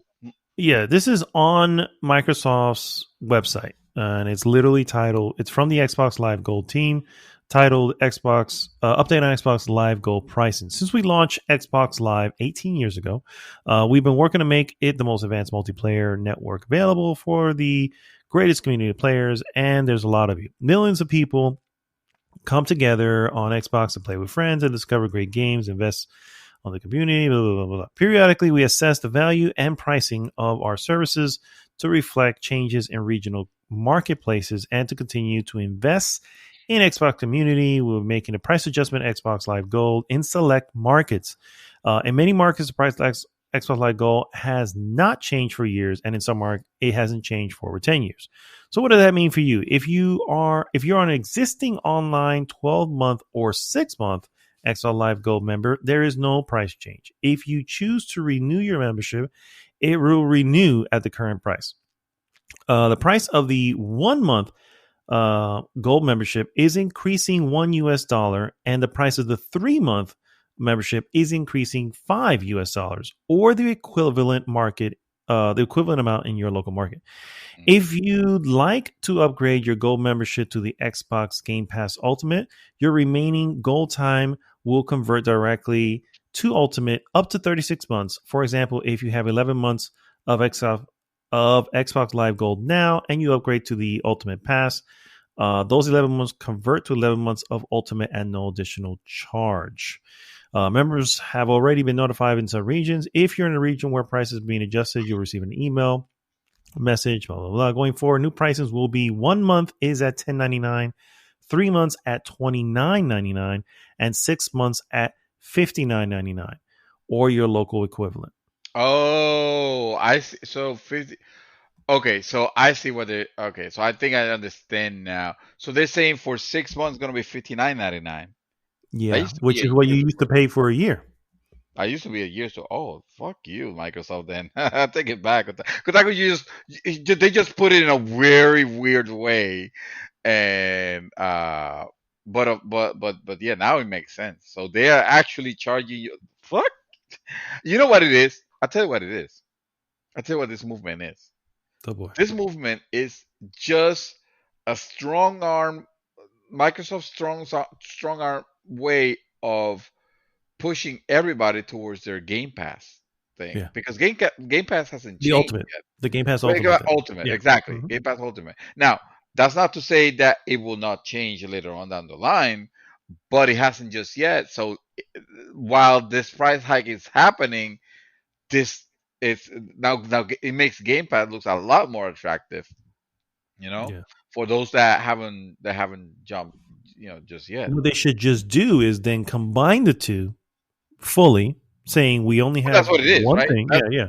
That's what Ultimate ends up being. It's the combination of No, but I'm saying make that the only thing we're offering, guys. It's yeah, like exactly, yeah, exactly, yeah. It's not the exactly. ultimate. It's the only. Yeah, yeah, exactly. Just make. I mean, if you're gonna be charging relatively this, well, maybe not the same because it's more. Game Pass ends up being a little bit more. But when you see the value that you're getting of it, I might argue that that is the cheapest way from a value standpoint. When you consider what you're getting, but some people are not gonna want to pay. What is it, $15 for Ultimate 16, Yeah, 15, 15. Yeah. 15, Hmm. 15, yeah, yeah. Yeah, man. Times are changing. Yeah. uh, That they are. That there they they are. are. I mean, we got a horrible. Oh, I guess you. I'll get. I'll get this one because you kind of have to help me with that other one. Let me just get this one out of the way real quick. Oh, okay. Uh, Eurogamer. This is from Eurogamer. News reports detail Cyberpunk's 2077 development troubles, crunch, and almost entirely fake E3 demo. Wow. Mm. Uh, a new report has shed fresh light on Cyberpunk's 2077's trouble development. According to Bloomberg, development sources, development sources, Cyberpunk 2077 suffered from a raft of technical problems and unrealistic deadlines set by CD Projekt Red management. We all know that, I guess. Cyberpunk 2077's disastrous December 2020 launch, which revealed serious technical issues, with the game on consoles and glitches, bugs, and cut content across all platforms, resulted in its removal from the PlayStation Store and a warning label on the Microsoft Store about the performance of the game on the Xbox One, on the original Xbox One. Uh, this week's CD Projekt's co-founder, Marcin Iwinski, I apologize for mispronouncing that, addressed the events leading up to the botched launch of Cyberpunk 2077 in an attempt to explain how the game widely lambasted Xbox One and PlayStation 4 versions were in such a poor state, which you actually had first person experience with it. Yeah. Um, According to Inwinsky, uh, problems with the console release stem from Cyberpunk's huge scope, specifically the multitude of custom objects, interactive systems, and mechanics, all condensed into a single big city in a relatively loading-free environment. Despite the significant hardware gaps, the studio believed things did not look super difficult at first, but Iwinski conceded time has proven that we have underestimated the task. Uh, that proof, of course, came on launch day when considerable criticism was immediately levied at the Cyberpunk's prominent bugs and awful performance, particularly on base consoles. However, Iwinski insisted that the studio's testing did not show a big part of the issues you experienced. That was the quote he gave, and um, and that the developers saw significant improvement each and every day as it got closer to release, and it really believed we will deliver with a final 0-day patch update. However, according to Bloomberg, CD Projekt Red's own developers said many common problems were discovered, but the staff didn't have time to fix them before launch. They're basically saying CD Projekt Red management dismissed concern raised by engineers that Cyberpunk 2077 was too complex to run on the aging last generation consoles. Uh, Also, and I skip into this because they actually made this ridiculously long, and I just realized. They're also saying that Bloomberg reports that Cyberpunk 2077's eye-catching E3 2018 demo was almost entirely fake. CD Projekt Red hadn't finalized and coded the underlying gameplay system, which is why so many features, such as the car ambushes, were missing from the final product. Developers say they felt the demo was a a waste of months that should have gone towards making the game. Isn't that what most E3 demos end up being when they're just trying to show something? And this is me talking, particularly wowing just for the E3 show. Yeah. It's like What is it? The name is Slice, Vertical Slice. Mm-hmm. yeah. When they're working and making a slice of a game that they need to release anyway, and we just want to see the real thing. Like that practice should be abandoned, just like bull shots have not been completely abandoned, but they have been severely minimized now that you can't advertise bullshit. I mean, bull shots Yeah. anymore. At least some more stores. Anyway, quick update. CD Projekt Red Studios head Adam Badowski has has responded to the Bloomberg report on the development of Cyberpunk 2077, taking issue with the description of its E3 2018 gameplay demo as quote almost entirely fake. However, Badowski failed to address the allegations of crunch and Cyberpunk's 2077 unrealistic release timeline detailed in the Bloomberg report. Uh, the quote tweeting Bloomberg journalist Jason Schreier. Oh, look who's there. Badowski published a statement pointing out the Cyberpunk 2077 demos was labeled as a work in progress, and while it's different to the end product, our final game looks and plays way better than the demo ever was. End quote. Missing features Badowski instilled were part of the creation process. Badowski also points out that the PC version of Cyberpunk 2077 received strong reviews, while admitting the console versions quote is another case end quote. Well, we did get good reviews on PC. I mean, fuck consoles, am I right? Because more than half of these are our install base is on consoles, but who cares about them? Dude, they are even taking into consideration the refunds. I don't know if you just mentioned this, but 13 million units. Oh yeah. I still haven't refunded my fucking thing. I could have and rebought it at half the price, but you refused to do it, and it just made me think. It just got me thinking, like, yeah, man, you know what? Because it's my burn. It's my own burn. I need to remember that burn. Yeah, I need to remember that. Yeah, exactly. And I need to remember. Yeah. Yeah, go ahead. I know what you call it. No. I call it, and this is meaning no disrespect towards you. Obviously, I apply this to myself. I call it the stupid people tax. Sometimes a way for you to get something to stuck is when you realize the loss. So yeah, yep. I will pay that, and I'll remember. Happily. Yeah. I'm the same way. It'll be a constant reminder. And also would put me in check the next time CD Projekt Red releases something. It's like, well, let's wait and see, because they basically, they literally burn all goodwill. Oh no, you know what I mean? They are on wait for. They went from day ones to wait for reviews. Yeah. The sad part is I'm still frustrated with myself because I was holding off. And it was the day before that I was just like, "Oh, screw it." You know what I mean? And I'm not blaming anybody; it's myself. But I was having some conversation with people, and they're like, "Yeah, no, I'm still getting." I'm like, Oh, do I want to miss out? You know what I mean?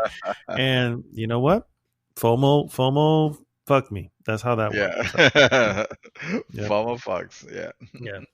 My next piece, guys. I don't know if you know, but Capcom recently premiered first gameplay from Resident Evil Village, the eighth Oh yes. main entry in the survival horror franchise. During its Resident Evil showcase this past Thursday, giving fans a glimpse at the direct sequel to Resident Evil 7 Biohazard. It appears Village will be heavily influenced by another game in the franchise, the beloved Resident Evil 4, based on its settings, characters, and inventory system. While Village will retain the first-person perspective of RE7, and of course the protagonist, Ethan Winters, the sequel is dripping with RE4 vibes, from its Village setting to its quirky in-game merchant. Here's what we've learned so far. This is from Polygon for the record. Ethan Winters, as we mentioned from RE7, returns the everyman hero. And now we know why. He is searching for his kidnapped daughter. And it appears that Resident Evil veteran Chris Redfield may be behind that kidnapping. Yeah. Ethan must make his way from the surrounding village to the similar spooky castle where a giant vampire mom, real name Lady Dimitrescu, and her bloodthirsty vampiric daughters reside. Ethan will have plenty of weapons at his disposal: pistols, guns, shotguns, and everything.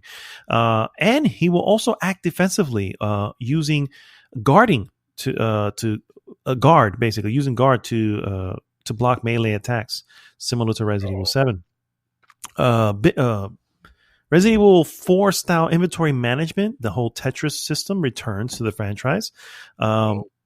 If you guys remember, that's the case where you can put in the weapons and they just have to fit correctly for you to put it in there. Players will also be able to craft items such as aid kits and ammunition. But it's the mutated villagers in the creepy castle of Village that feel a lot like they're stepping back into the world of Resident Evil 4. The castle of the village is incredibly detailed, ornately decorated, and seemingly run by an evil cultist family with the mysterious Mother Miranda at the very top. The village will also bring back the merchant character. This one's named the Duke, according to producer Pete. The Duke, yeah, the Duke will buy and sell weapons and other supplies. High price. At a high price. I don't know if you've seen any of the thing, but he's this really obese character in the thing. No, I haven't seen. Really, you really should check it out. The showcase they did, it was only like 17 minutes long. It's not even that long. Returning franchise staples include Resident Evil Village doesn't appear to have the traditional zombie-like characters. Instead, the threats appear to be inspired by werewolves and vampires, with the occasional El Gigante-sized giant villager with a mean-looking hammer. Players will also have to destroy sundry vases, decorative objects, blah, blah, blah, blah. Very similar to other RE games. Here's what else they announced today. Resident Evil Village will first release in May. The release date is May 7th worldwide. So it's coming. Yeah, Resident Evil Village release May 7th. It's coming to confirm for last gen consoles, PlayStation 4 and Xbox One. Okay. PlayStation 5 owners can download the exclusive Resident Evil Village demo called Maiden.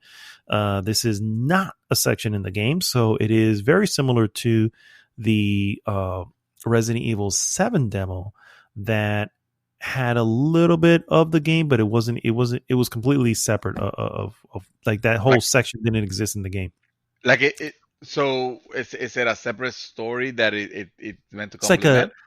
It's like a setup story to the main story. Oh, I like when they do that. I didn't know the 7 had that though. And now, well, 7 was a little bit more. Yeah, it's a little different, but yeah. I mean, so is it something that you can still download and play? Yeah, exclusives to PlayStation 5. I mean like 7. I'm sorry. I mean like the Like I haven't played 7 yet, but I intend to. I And think it comes with the game, if I remember correctly. Um, I'm trying to okay, remember the name of. There was a name of it. I don't know if it was the kitchen or the. Oh God, there was a name of it, and I want to say okay, it was the kitchen. It was something weird, but it was yeah. And it was the first thing they showed. It was like the demo, and you didn't know what it was. Like yeah. they didn't announce what it was, and it wasn't until like a little bit after that people were like, "Oh, I think this is Resident Evil." But wait, Oh it's in yeah, first person. Yeah, yeah. So yeah, it's yeah. basically it's a home that you go into to check things out, but it doesn't exist in the main game. So that's yeah. So that's I, similar to what they're I doing like here. that. Yeah, You know what? Capcom has been known for doing that. They did the same thing with, if I remember correctly, with remember Dead Rising. Dead Rising 2 yeah, had a whole demo, which was its own thing. Actually, I'm not sure if I call it a demo because I think they were. I want to say it was free for temporarily, and then they started charging for it like $5. But it was like it was a section of the game which was really cool because it allowed you to get your character strong enough, or a little bit stronger. It wasn't like overpowering or anything, but a little bit stronger to start resting. I mean, to start that rising okay. Mhm. in a little bit of a better shape. So and it was its own thing. It was actually, might as well be just part of the game because it kind of was, and it was Yeah. awesome. So I like when they Uh, do that. Uh, yeah, yeah, yeah. Go ahead. I can agree. What I don't like is when they make these, let's see, unnecessary. To say the No least. one asked for. Who cares? Yeah, multiplayer things. With um, the Resident Evil license. name, yeah, just because hey, that's what we're trying to do. So Resident Evil Reverse was also revealed at the showcase. Resident It Evils was will be reversed. released alongside Resident Evil Village in May and will be free to owners of that game. So to be fair, it's free for anybody who already purchases the game. And if Resident Evil Village is anything like Resident Evil 7, then it's worth it. Because Resident Evil 7 is a great game. And to have Resident Evil 8 be a great game as well, and you just get this free thing on the side, fine. Whatever. Players will battle each other in third person as Jill Valentine, Claire Redfield, Leon S. Kennedy, Nemesis, Hunk, Chris Redfield, Ada Wong, and Jack Baker in a combat arena that appears to be based on the Raccoon City Police Department from 2018's Resident Evil 2 remake. Once again, who cares? It's so stupid. Have you seen that teaser trailer?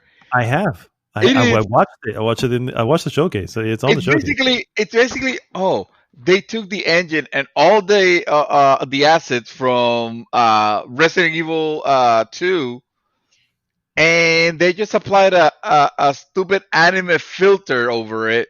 That kind of like we're making it stylish. It's like it's like Capcom. You obviously you have shown that you have what it takes to deliver some amazing experiences. Lately, you've been killing it. But what the hell is it with this crap? What do you insist on bringing a multiplayer that nobody asked for and nobody cares about on the Resident Evil universe? And it's not even like, if you're gonna try to do something original, something that, this is a multiplayer experience, but it's something new. It's like, no, it just the thing looks like a fucking boring death match with Yeah, Resident Evil characters.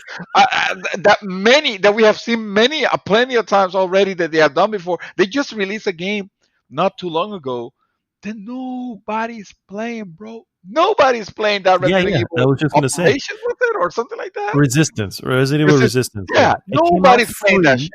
No Yeah, it one. came out free for anyone who bought Resident Evil 3. Now, here's where they failed there. Resident Evil 3, while I enjoyed the game and I thought it was really well made, if you play the original Resident Evil 3, you realize that there are sections that are missing.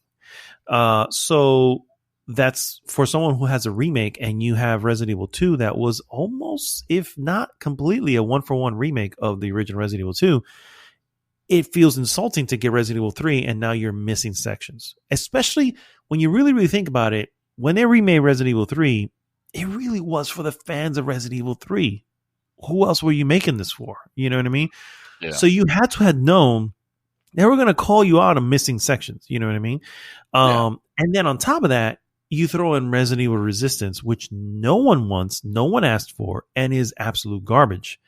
And then it brings the question, oh, is this why you left that out? You know what I'm saying? So yeah, to dedicate time and resources to this shit. To this bullshit, yeah. So here's what I think.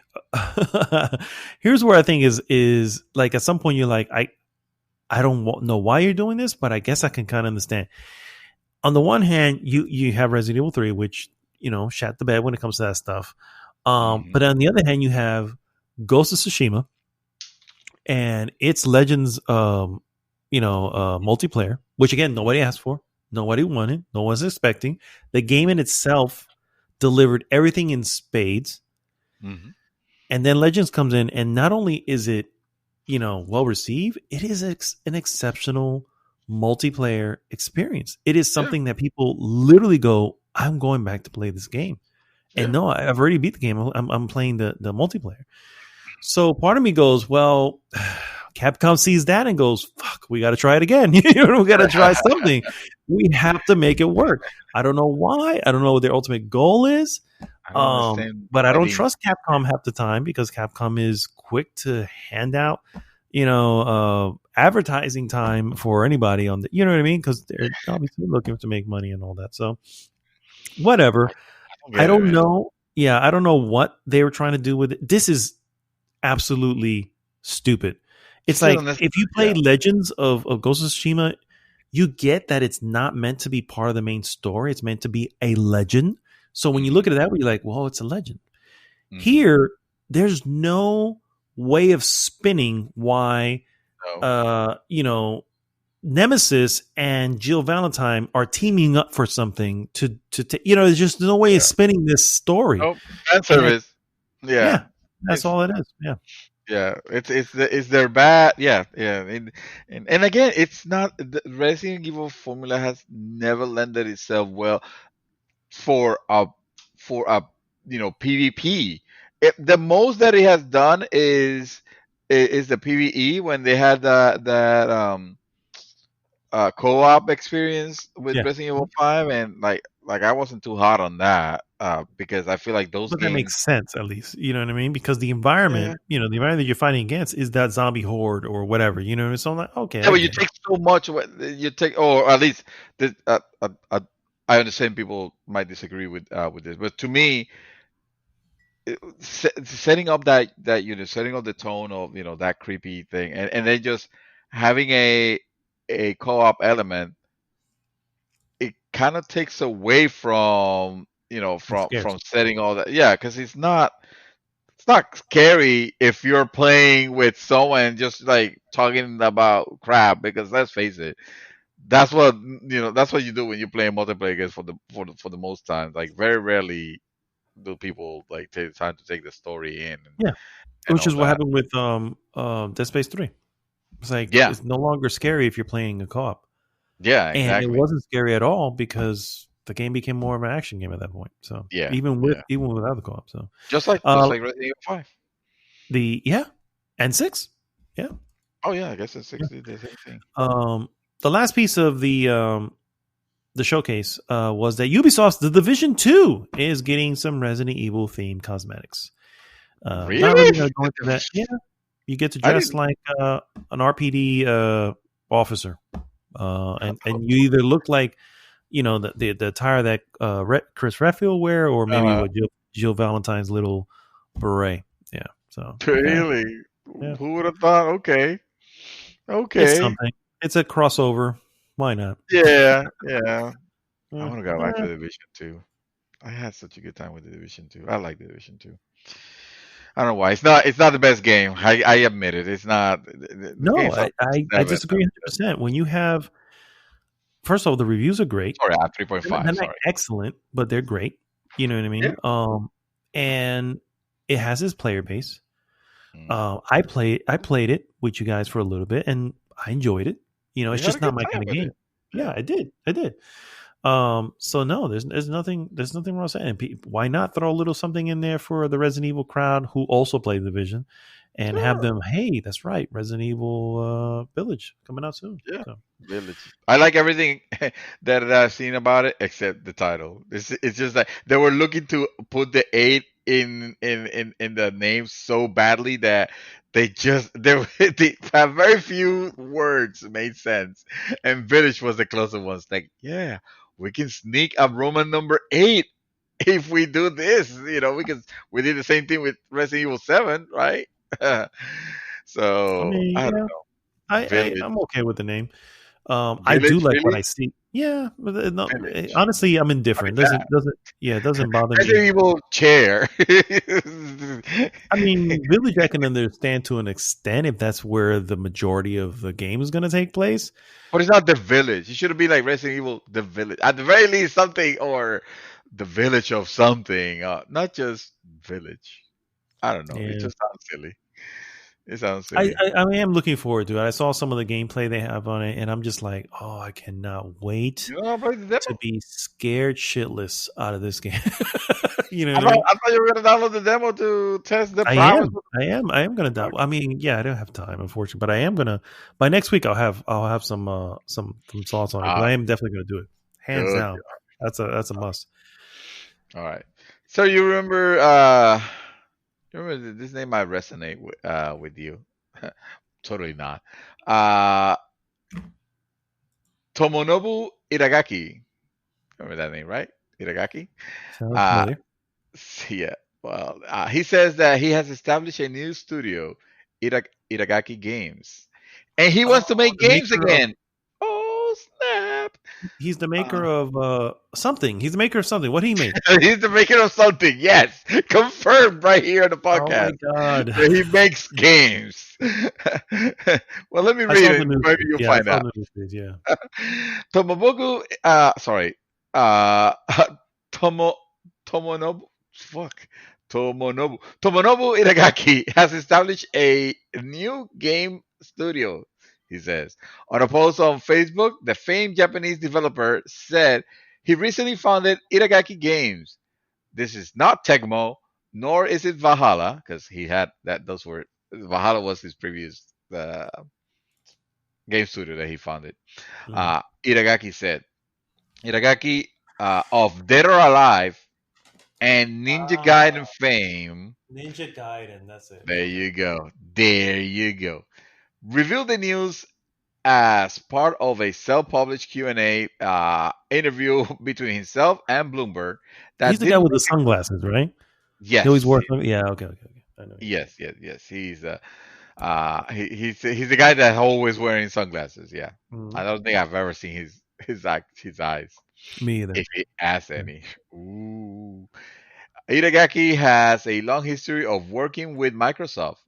Uh, while while at Tecmo, Itagaki directed the OG Xbox launch title Dead or Alive 3, 2003 OG Xbox exclusive Dead or Alive Extreme Beach Volleyball. Man, what a lost story, right? They missed out. Dead or Alive Beach Volleyball. I still have the theme of that of the theme song of that game in my head. And in 2004, don't ask me why. And the 2004 Xbox exclusive Ninja Gaiden, reworded version of the latter, Ninja Gaiden Black, came out exclusively on Xbox in 2005. Itagaki then directed 2005's Xbox 360 exclusive Dead or Alive 4, 2006 Xbox 360 exclusive Dead or Alive Extreme 2, and 2008 Xbox 360 game exclusive Ninja Gaiden 2. Itagaki then left Tecmo. He founded Valhalla Game Studios in 2015 and released a poorly received Devil's Third for the Wii U. Yeah, bro. Let me tell Wow. you. I do recall. Well, let me finish this. Itagaki was asked how he react if Microsoft expressed interest in buying the new studio. Holy shit! Uh, his answer is, I know Microsoft is still aggressive. He replied, "If they reach out to me, it'll be an honor for me." End quote. So I remember I was a huge fan of this guy, and it was mainly because he created something amazing with Ninja Gaiden on the OG Xbox.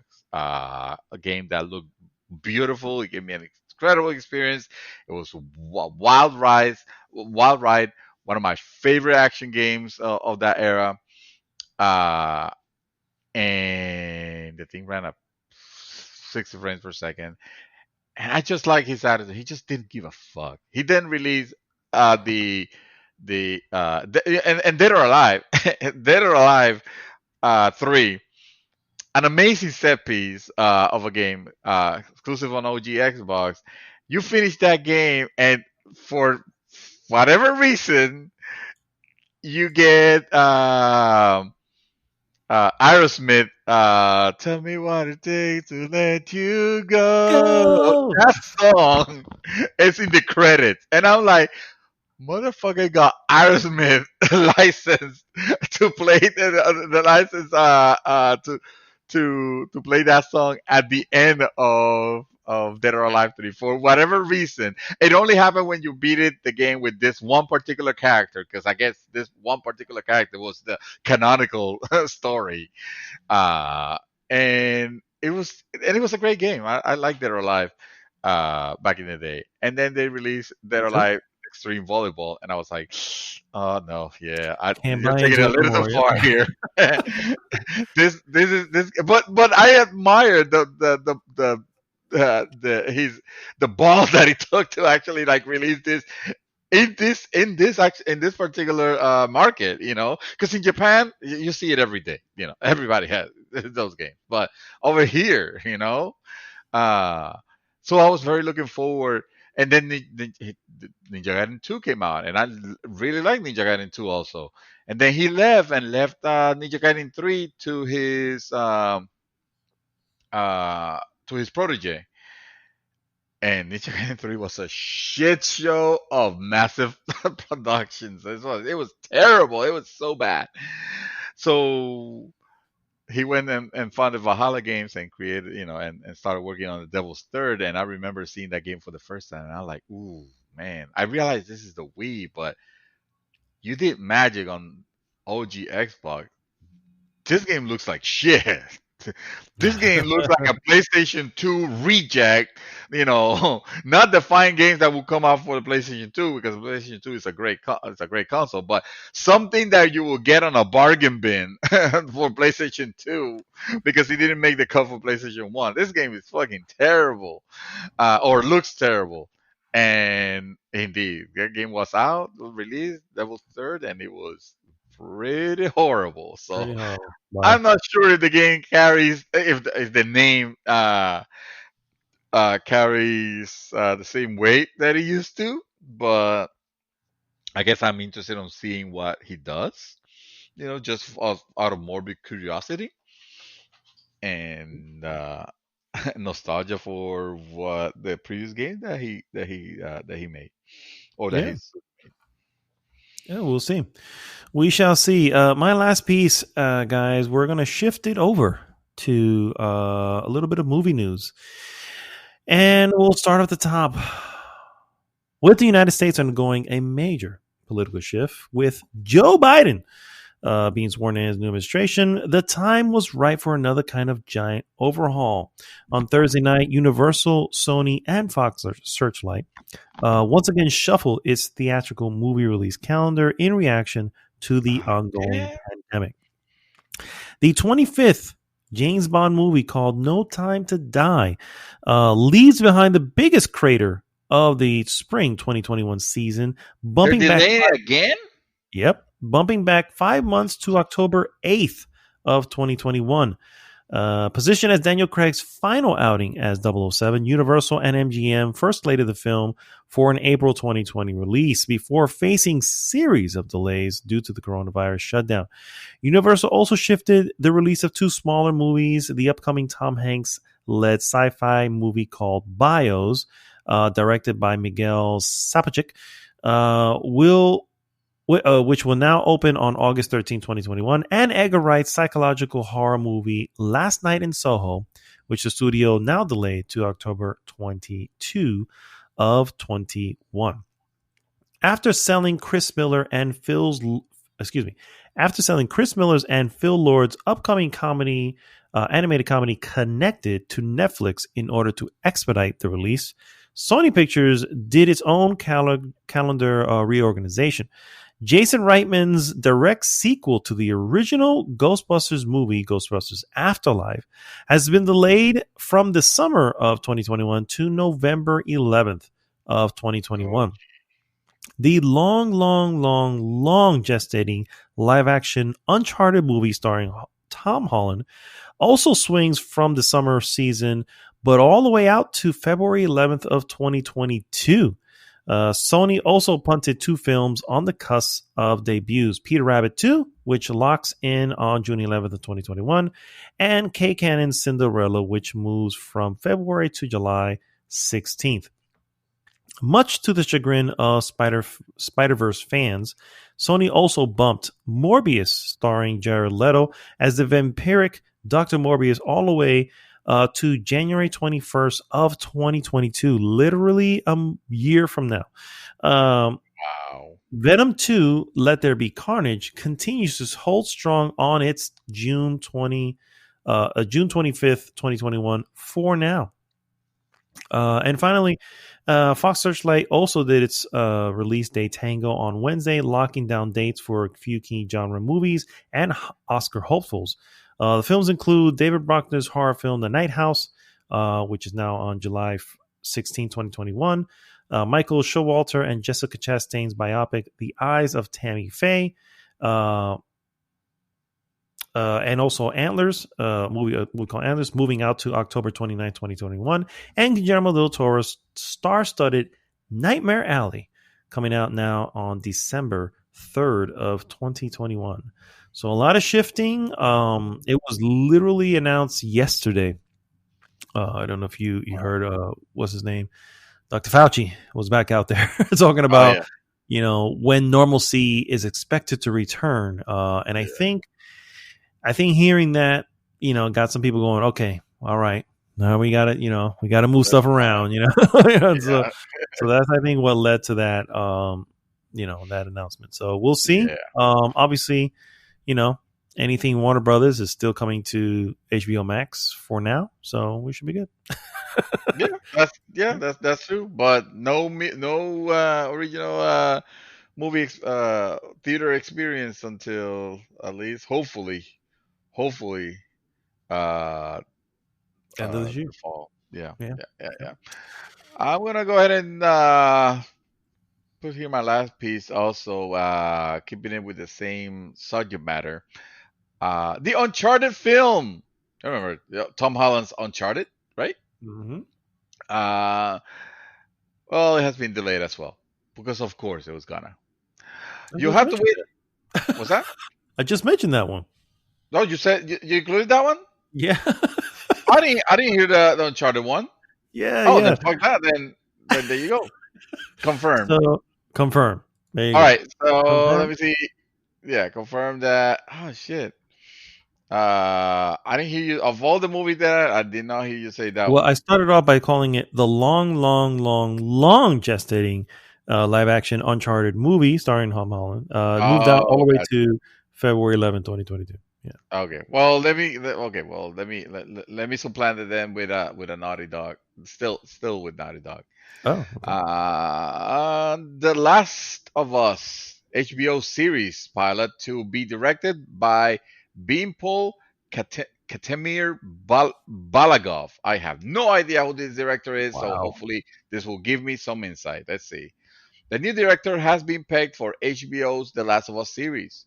Russian filmmaker Kantemir Balagov will direct the pilot of HBO's adaptation of Naughty Dog's The Last of Us, according to The Hollywood Reporter.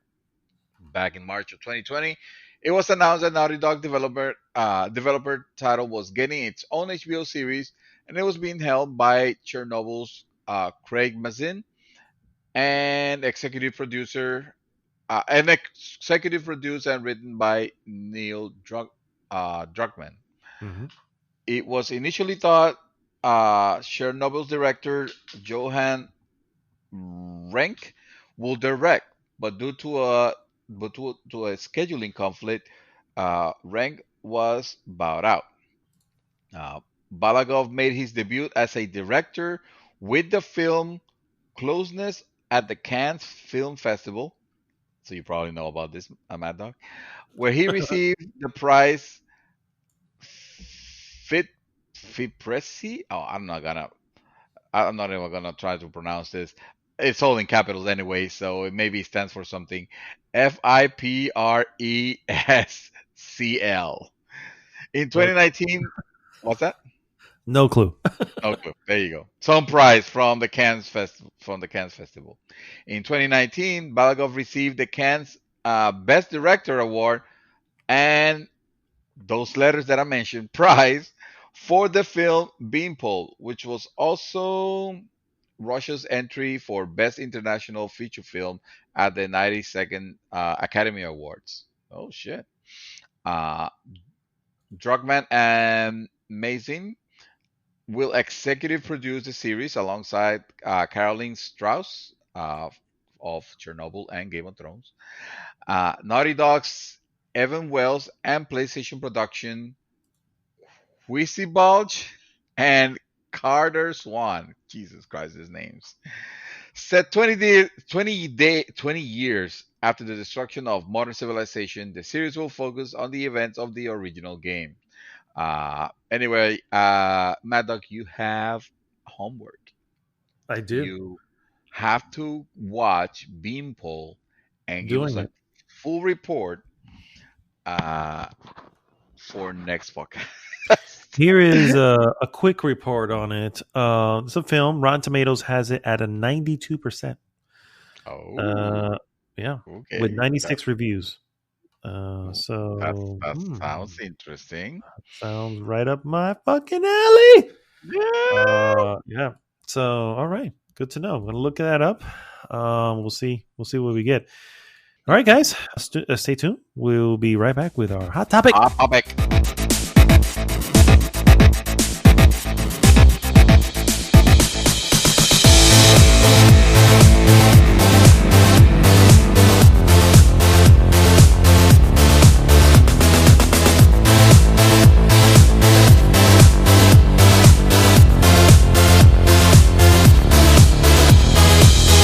Ladies and gentlemen, we are back. And it is now time for the hot topic of the week. Hot topic. Oh, sorry. Hot topic. It's 1 a.m, so we're kind of using our indoor voices because we are playing it smooth now. I'm glad you told me that after I screamed, but okay. You have arrived at the GG's After Hour show. Welcome back. Welcome back. Sit back, smooth and smarmy. Man. Yeah. Hot topic again, guys. 60 FPS promise. Has it been delivered? Finally on console. Obviously, we're speaking of. If you haven't got that by now, after the 270 something episodes we've done, that. Clearly, PC has been there already for a while, and we're still waiting for consoles to catch up. Everybody hates PCs, so we don't talk about them because fuck PC users. In other words, fuck myself. All those highfalutin, elitist Excel, PowerPoint, PowerPoint using, exactly. Whatever, guys. You and your installing drivers that nobody cares about. Yeah.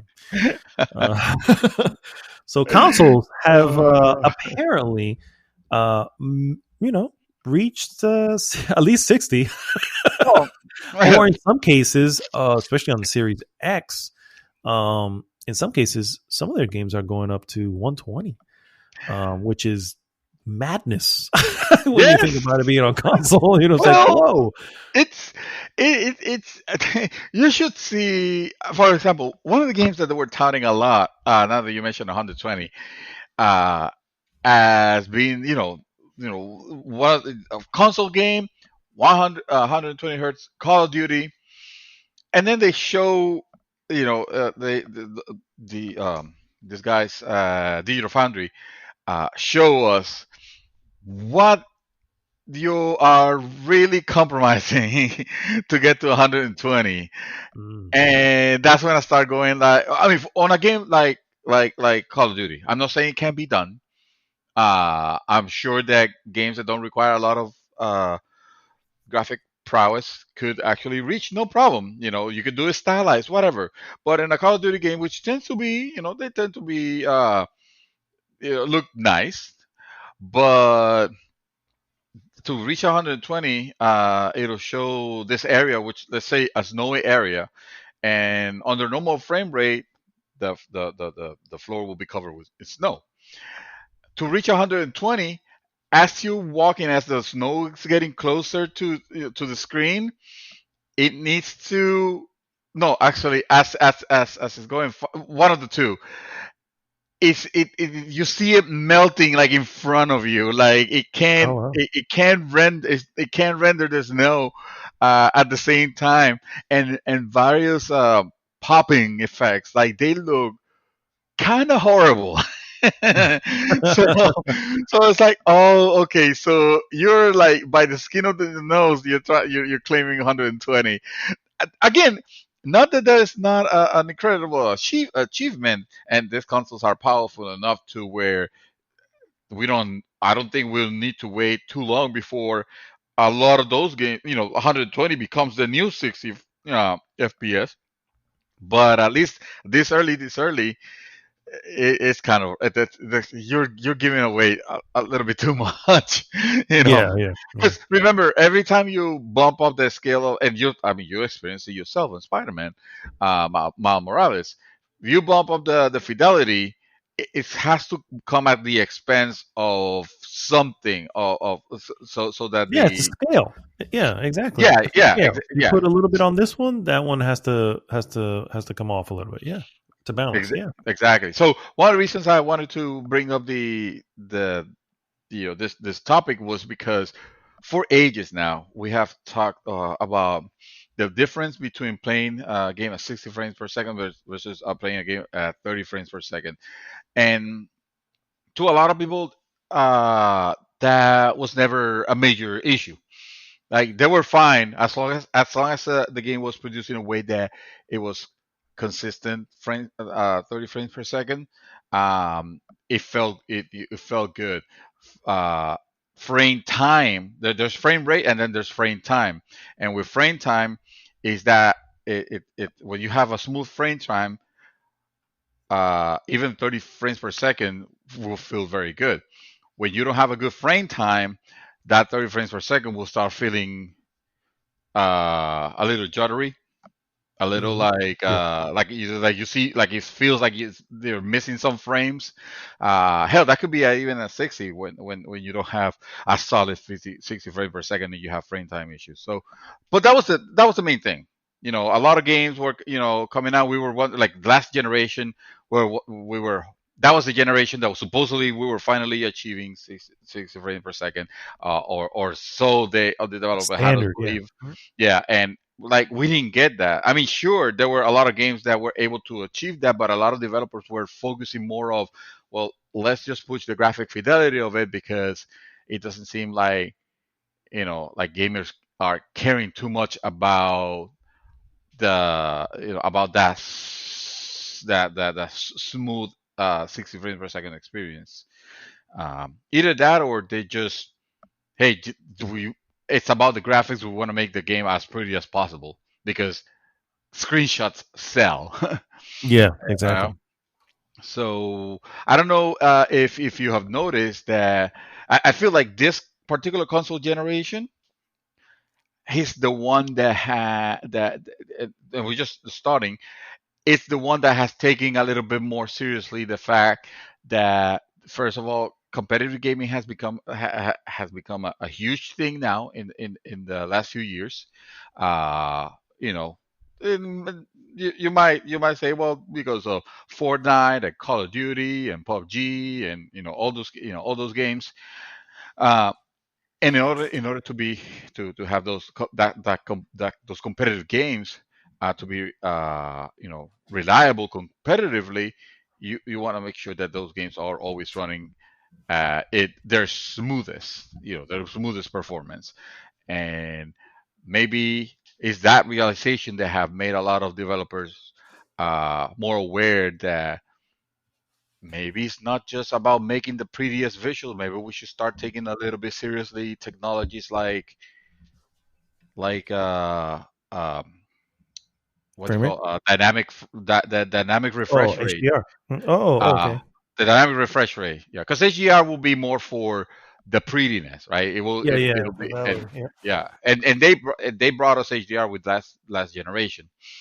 But then dynamic refresh rate is a hugely important one. Now the TVs are supporting that technology, but also uh, making sure that the games at least give us the alternative option of, well, let me run this at the performance mode because I'd rather play a game that feels better than looking better. I And I think think they that's great. realize. No, I agree, and I think they realize that there's a certain, I mean, just fluidity of being at 60. Something that games again have done. Um, you go back far enough, you have games who have performed at 60 frames per second, and you're just like, then what is wrong with everybody else? Why? And I think it's just that they don't take the time to buckle it down, and it's just like, well, it's just going to take longer, and it's already locked at 30, and it's like, okay, well, I guess that's good enough, right? At least hopefully locked at 30. Yeah. But I will say that it's interesting that we are at the gates of the upcoming of the newest console generation, and Mhm. already hitting it. You know what I mean? Granted, there are a few true next gen games out. A lot of these games are of the old gen that are just, hey, obviously they would be a lot easier to upgrade to 60 frames because they're already, they were released in prior gen. Yeah. So We're just applying more powerful hardware to the correct, same exactly. code. Yeah. So it's almost Yeah. like it would normally just automatically jump up to that just by itself. Hmm. But it's also an a great sign of things to come, because if you really, really think about it, just look at this last generation. Um, well, I guess, yeah, I won't point fingers, but let's look at the last generation. Just look at the last few games of this generation. Just look at the games that came out in 2020. Hmm. You have Final Fantasy 7, Fantasy 7 Remake. You have Last of Us 2. You have Ghost of Tsushima. You have some of the most amazing looking running games, with everything. All the bells and whistles are there. You know what I mean? And those same ones, probably at the very beginning, they weren't able to do them. I mean, you go back far enough. I mean, the beginning of this generation, Shadowfall, right? I remember that game. Yeah. And yes, it looked pretty, but I guarantee if For you its play it time. now, it's just like, ooh, this is not, oof, this is because it's early in the life cycle of that freaking console. So here we Mhm. are at the very beginning of the life cycle. You're looking at Miles Morales. You're looking at uh, Demon Souls, which also is runs at 60. Yes. You're like, whoa, they're already there. Yeah. And we're already at 4K. And it's already running at a great resolution. It can only get better from here. So it's funny. It's one of those things where I go, I was frustrated that it just didn't make sense that they just didn't deliver the frame rate when they could have. Mm. Personally, to me, I've always said, and I've a big, this for the longest time. When it comes to console gamers, generally they just need to let the game just has to run. It just needs to run. We're not tinkerers. We're not trying to finagle shit. It just needs to run and needs to run well. if it runs at 24 frames a second lock, all right. Well, that's apparently what the eye can see is what a lot of people say. So who gives a shit, right? Which is bullshit, but yeah. But yeah. So if you see the word at 24 frames 60. per second, you probably should get your eyes checked. You might need an operation. You might need surgery. Something's going on with your brain. Honestly, if you just think about it, it's like doctor. if you can only see at 24 frames per second, then you would not be able to tell the difference between 30 and 60. And yet you can, right? So that means you're not just seeing in 24, It's like, have you seen a movie at 24 frames per second? When you skip the frame by frame, you see the jarring movement. You're telling me your eyes not catching that? You got a problem. So you probably have never been affected by the soap opera effect. When things look very smooth. Yeah. It looks too smooth. You go, ooh, this is like, oof. Yeah. those high frame rate films. The Hobbit was one of them. The Hobbit was one. Yeah. People were like, ooh, this just looks like they're on a set. And then you're like, they are on a set. They technically are on a set, guys. This is the realism. And this is what a lot of people. Hobbit Town doesn't exist. I'm just letting you guys know. This is what a lot of developers will try to hide their I don't want to call it ineptitude, because some of them will make their games look very good, but sometimes the games don't even look that great, and they still have they still have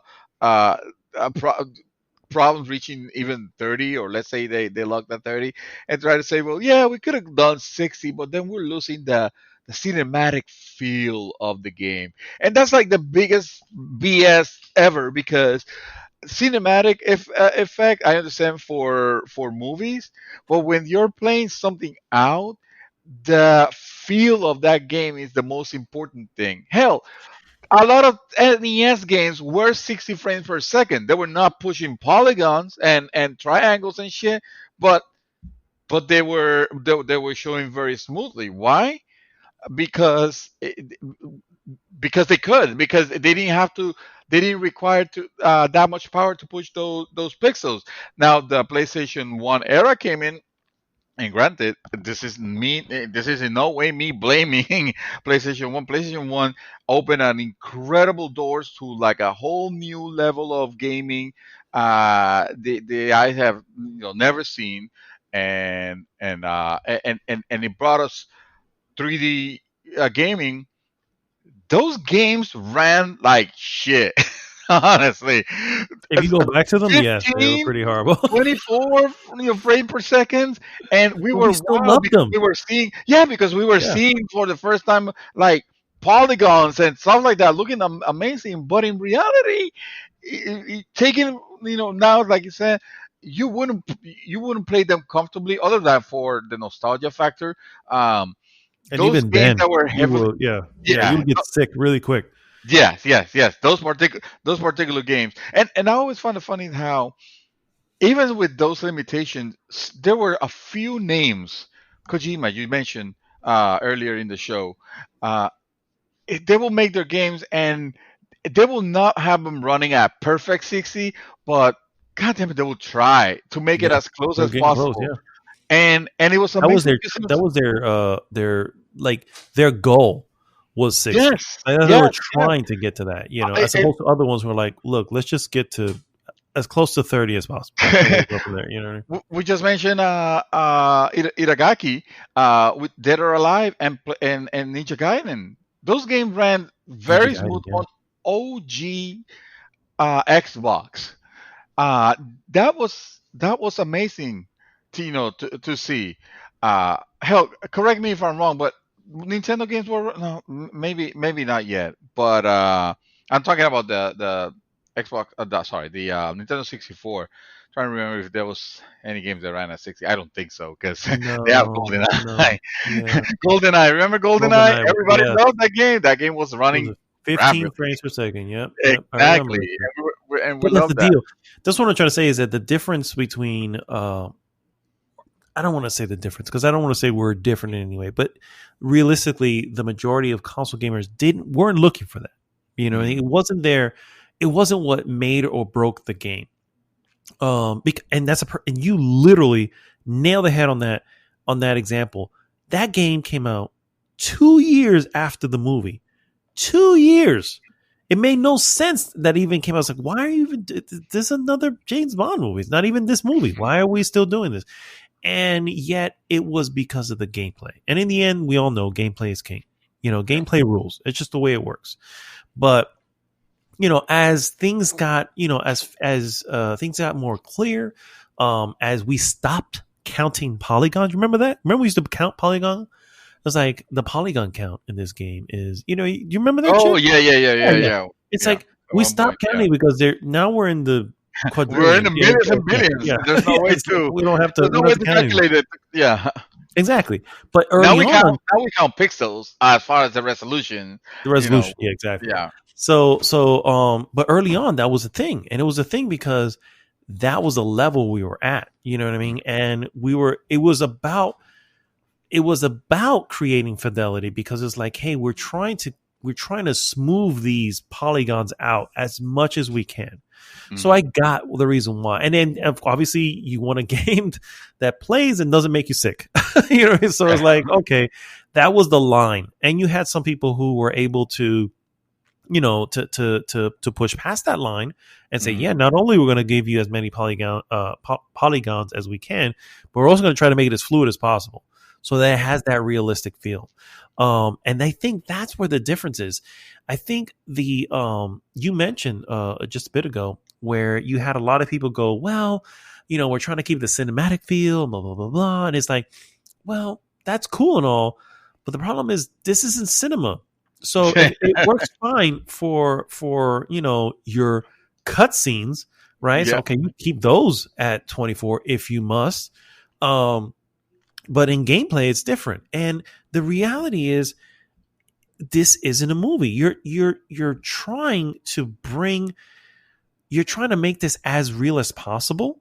Like think of the Uncharted series or any of these beautiful Bloodborne that really looks good. I cannot wait for them to try to do a 60 frame per second. I will go back to that game for that. Last of Us, obvious example. These games are trying to look real. And why would you not want to bring 60 frames a second to it? Because that adds to the realism. If it adds the realism in the sense that when we saw movies at 60 frames a second, we're going, this looks like it looks too real. It looks way too real. You know what I'm saying? Yeah. And I guess in a movie stands out as an issue, but in a game, that's what you're trying to do. You're already trying to do. So why would you hold back? And I think I agree with you. I think that was an excuse. They were just like, well, what's the excuse, guys? We kind of want to just finish this game. We're already at 30. Do we need to do any more? Come on, guys. And circle around, and they all just came with, well, and that's where the 21st, hey, the human eye can only see 24 frames a second. It's like, no. I don't think anybody really believes it. I think that was just a bullshit thing from the internet. Yeah.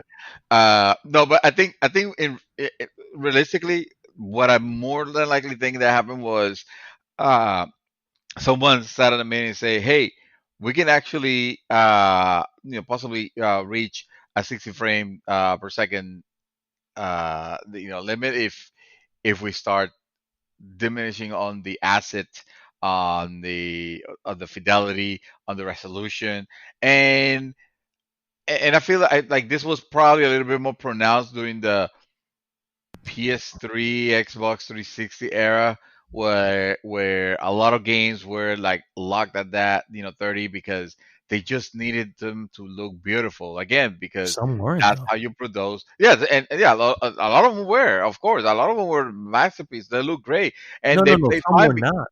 That's what I'm trying to say. You really think back to the PS3, 360. Think of GTA 5. GTA 5 launched on that generation, and that was like 24 frames per. I mean, it was running it. Like it was a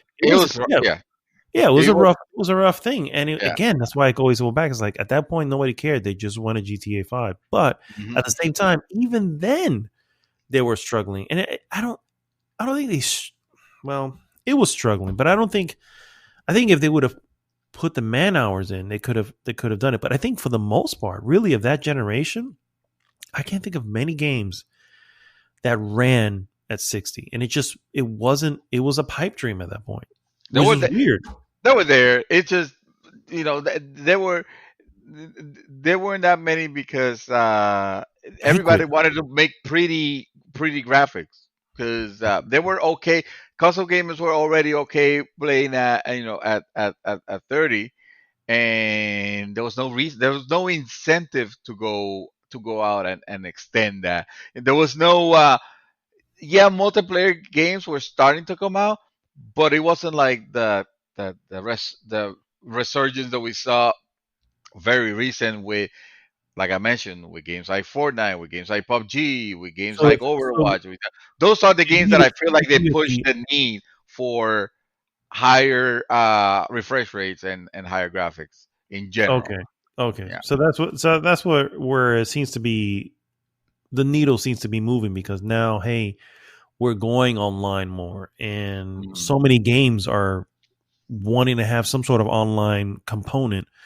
Whereas, Mhm. like, we're going to do this, then we need to do this correct, and we need to be at this performance. We need to be at this frames per second. So I guess that makes sense. Yeah, Does Fortnite run that online? yeah, Fortnite. You can Fortnite. You can mostly run it on pretty much anywhere. Did Uh, PUBG run that online? I think they were targeting that. I don't know if maybe I don't recall how PUBG ran. I know that now it does. They and when I say now, I don't mean this generation, this new generation console. I think they patched it to where it started running 60 on last generation, if I remember correctly. And the reason was that is all those games that were coming out, all those games that were kind of requiring that smooth feel because it was important to the game itself. It was an important part of the game itself. The gameplay depended on the fluidity of of your moves, especially all the Call of Duties were pretty much like that 60 on the multiplayer, for that reason also Yeah. because of its multiplayer. So now we have come to a new generation of consoles, right? And this generation, I gotta give them to Sony and Microsoft. They did not skimp in any way on this. They say, I mean, I'm not gonna. They already has been compared, and it has already been compared that yes, these machines are powerful, but we're not putting it against freaking 3080s or even 3060s, or this has been already been compared with what a high-end computer from 5 years ago would have been, which I'm thinking on on the high-end computer that I had 5 years ago, and it was no slouch. It was no slouch. I paid close to $3,000 on parts and stuff like that, upgrading and stuff. This technology right now is 500, or $500, and you get an incredible machine, a dedicated one, so you don't have to worry about drivers and shit, and a new architecture with super a lot faster uh, uh what do you call that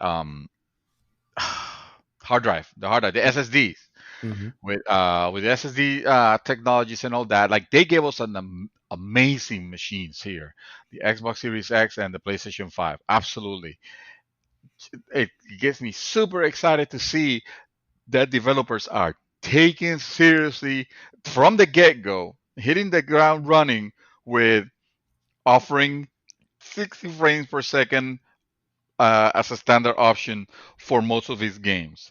Um, Miles Morales is an example. Spider-Man Miles Morales is an example of a game that could have just been released solid 30, maybe even looking well, it looks fantastic at 30, but they Yeah. could have No. even Yeah. bumped probably a little bit more the fidelity. They locked it at 30, and they didn't have to worry about supporting anything else. because they would have dedicated time, towards that. And that game looks amazing at 30. But I'm very glad to see that the option for 60 is there, and it's not, and you're not losing that much. You're not losing that much on a on it's not costing you that much on the presentation. Yeah. And now, and I think I have made a joke that the PlayStation 5 is the best PlayStation 4 console I've ever owned. And I own all that I own the base, I own the Pro, and now I own the PlayStation 5. Let me tell you, playing PlayStation 4 games on a PlayStation 5, for the ones that have not been locked in any way at 30, it's you might as well be playing a remastered version of whatever game you thought you played and you liked and you're done with it. You're probably gonna want to replay it again because you haven't played it like this. Ghost of Tsushima, I will encourage you, Mad Dog, and everybody else that have already tried it and finished it. Once you get your PlayStation 5 console, you maybe do a replay of that, see if it stick with you. You probably be like, well, I've already beat it. Yes, it feels better, but I already beaten it, and that's it. But some of you might be surprised. Some of you might be okay with replaying it just for the feel of it. Um, I will encourage Sony to release patches for games that have locked 30, that they're in their camp. They're in the camp. For example, God of War. I understand that God of War, if you play the unpatched version, the disc version, you get unlocked frame rate. That this console can take advantage and bump all the way to over 60, right?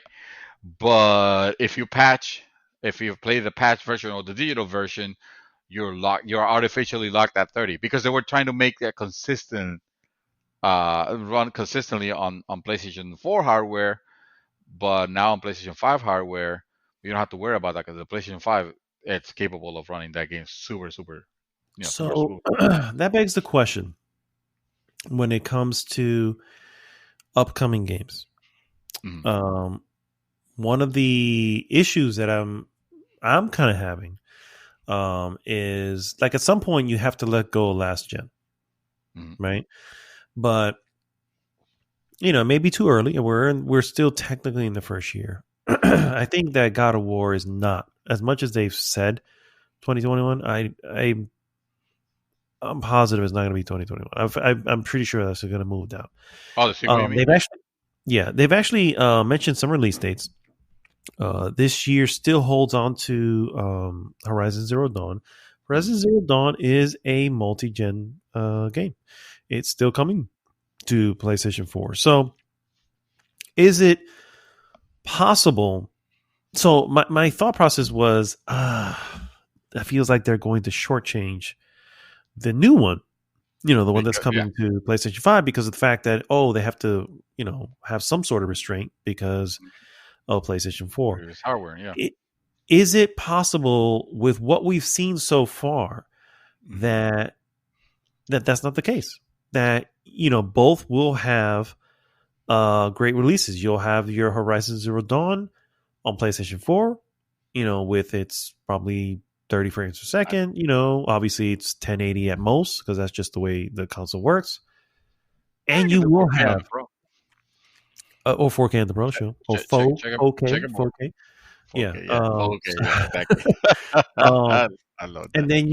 And then you'll have your options for your your fidelity and performance on the PlayStation 5, and they will be extremely elevated in the sense that maybe even have something similar like the performance RT mode, where it's like, okay, it's still at 60 and it still includes ray tracing, but maybe there's less blades of grass, whatever the case may be that you need to get down to. And suddenly, it's not such a bad thing. Because that was my concern. That was my concern when I heard they were coming. It was multi-gen. I was like, oh man, I think I get it. I get why they would want to do that. You don't want to leave the old gen, especially when, you mentioned earlier, PlayStation 4, great console. It is the second best-selling console of all time behind PlayStation 2. Mm-hmm. You know what I mean? So, and that means that's a huge install base that you don't want to just leave out in the cold. You know what I mean? So I get it, but at the same time, I'm just like, oh, I feel like sometimes that that handcuffs you to a certain thing. But is it possible that it doesn't now? I mean, we have a perfect example. This is how this is right out of the gate. Miles Morales, shows you that those games are made to scale now. That before it used to be different and difficult because different codes and had to spend time. But now that the systems are basically glorified PCs and standardized PCs, now you can create a game that it could very well scale nicely. I was playing the um, Valhalla, Assassin's Creed Oh, Valhalla. I've started playing on PC and continue my playthrough on PS5, and you can see it's the same code. I mean, obviously with modifications made for the interfaces and whatnot, but it has the same feel as far as when I'm playing it with a controller. It has the exact same feel, and it's because that is the most efficient way to make games now. And I think that's the key word there: efficiency. I believe that in this generation, a lot of developers have achieved or are striving for that efficiency. If they can create a game code that will run well on previous console, but can scale up to look fantastic on this one, then they don't have to do multiple versions. They just have to work on the one and then adjust a setting here or two to make mm-hmm. it run on the previous. So that's why yes, that is a valid concern, because yes, that will restrain in some way or another.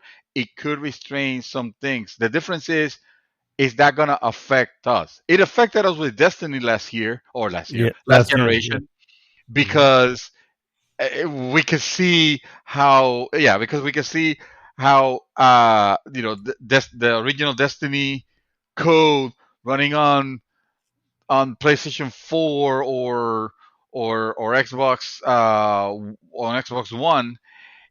You can see the constraints of the previous generation. They had to make the game so that it would run on the previous generation, on the 360 and the PS3, which were significantly less powerful.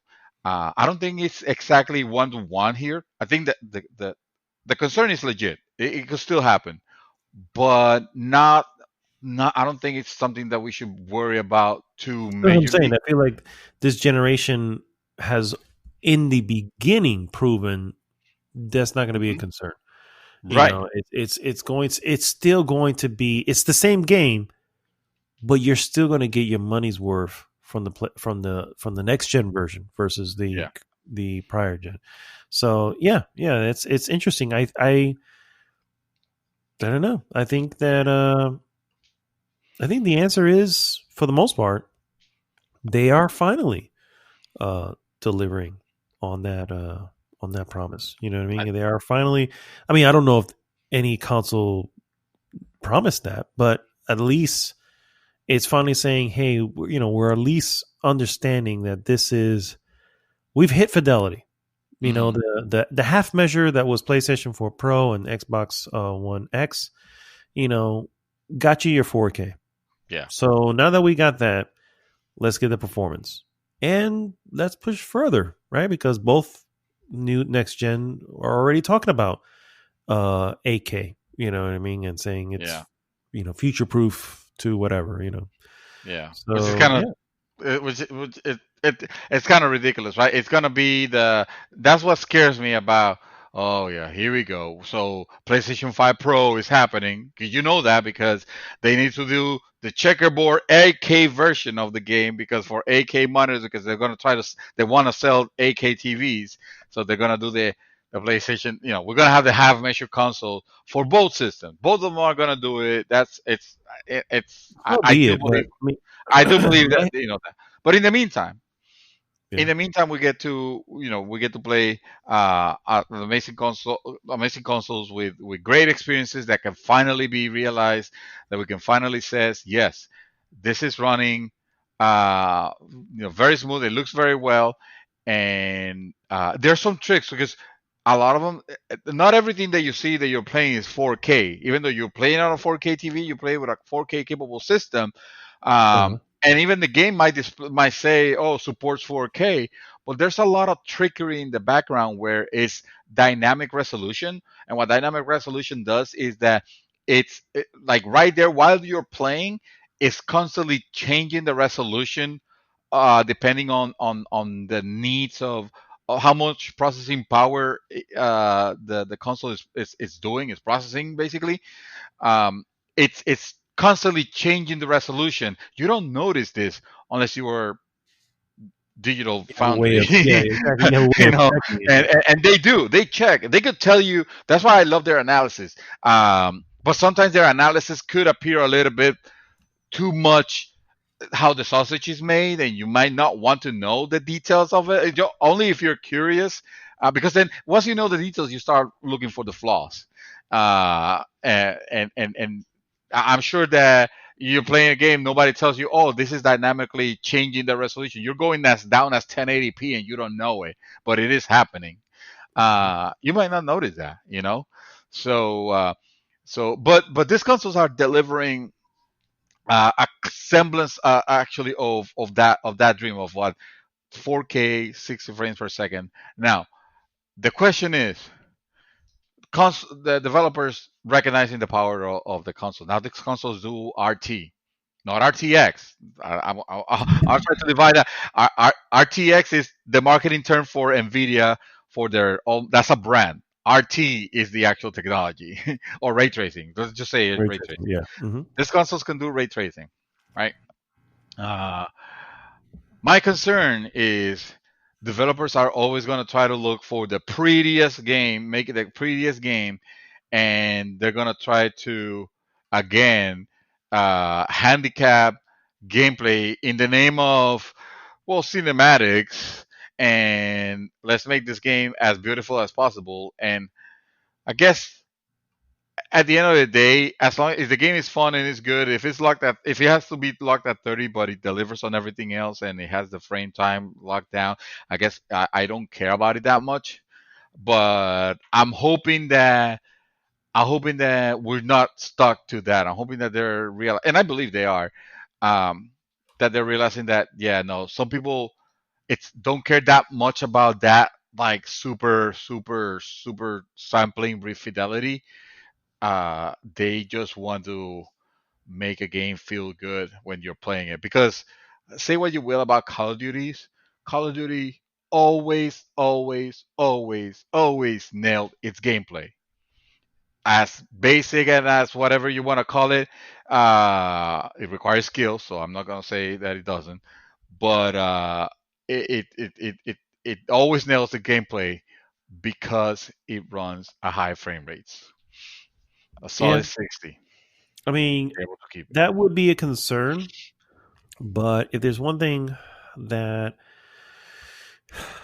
it's a copycat industry, and now that these games are hitting 60 and the games that are the actual new games are hitting 60, like for instance, Ratchet and Clank was playing at 4K.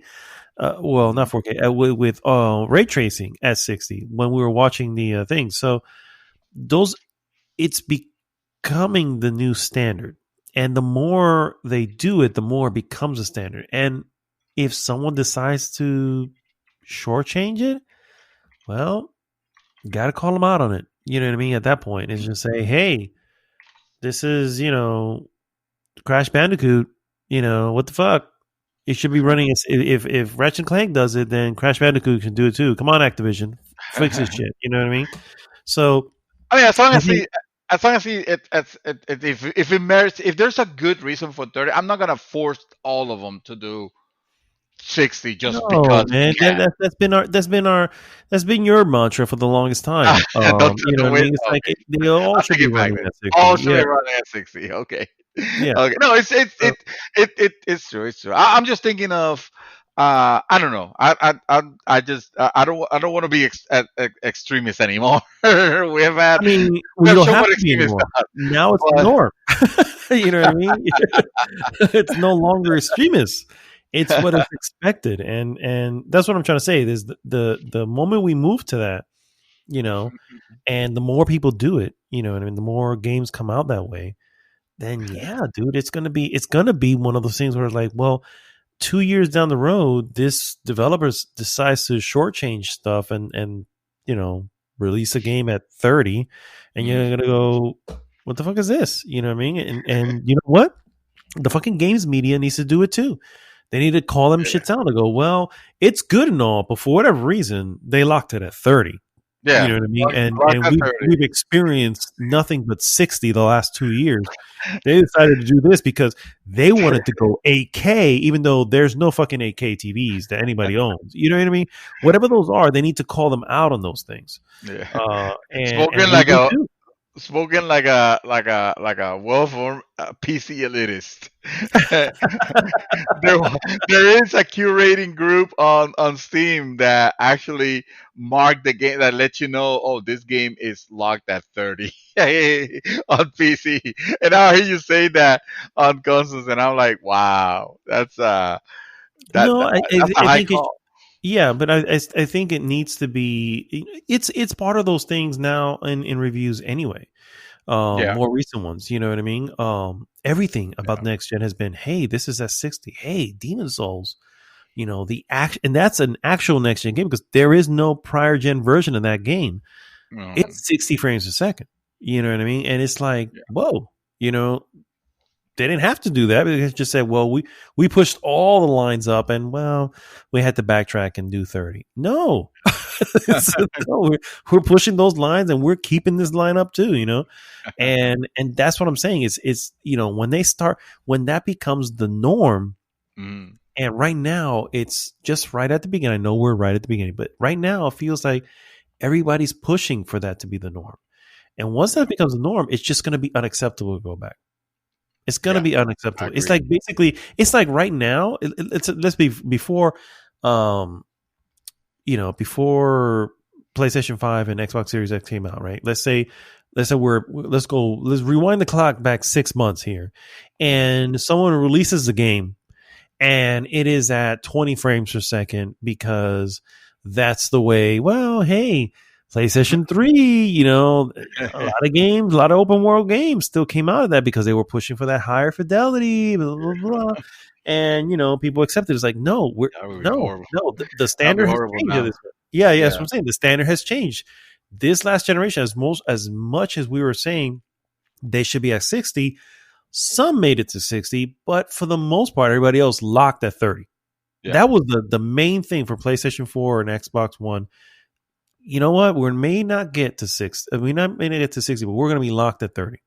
Yeah. And anybody who went below that, they were, you Oh, they know, were massacred tarred and feathered. by Yeah. Digital Foundry. Yeah, yeah. They were tarred and feathered by even, but as I'm saying, even by the games media. Yeah. They're like, I don't know what it is. I mean, it's pretty, but for whatever reason, man, it stutters. That's the word that we use. It stutters, you know, and it became a thing. It's like, no, we're done with stuttering. That was a PlayStation 2, you know, Xbox 360.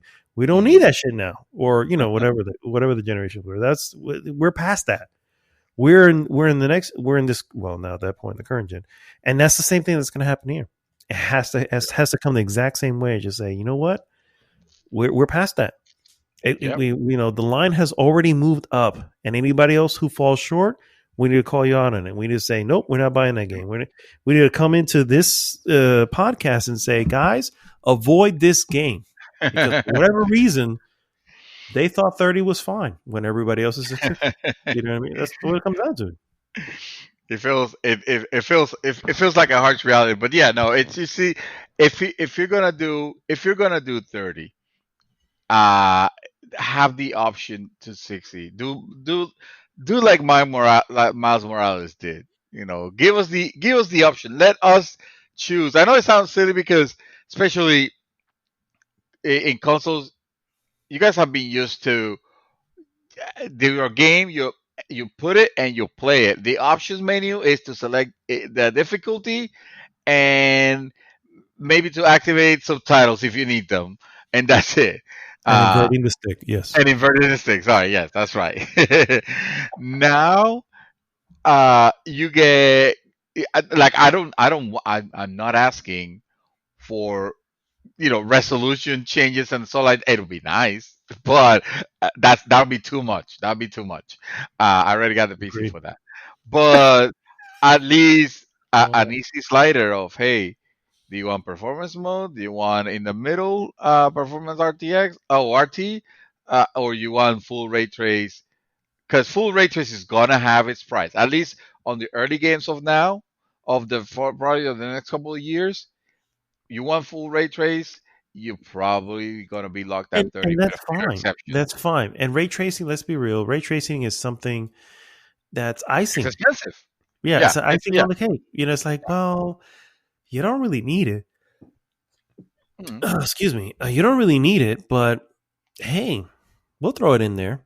Yeah, But you got to get something back, and so we're gonna yeah. take those other 30 frames.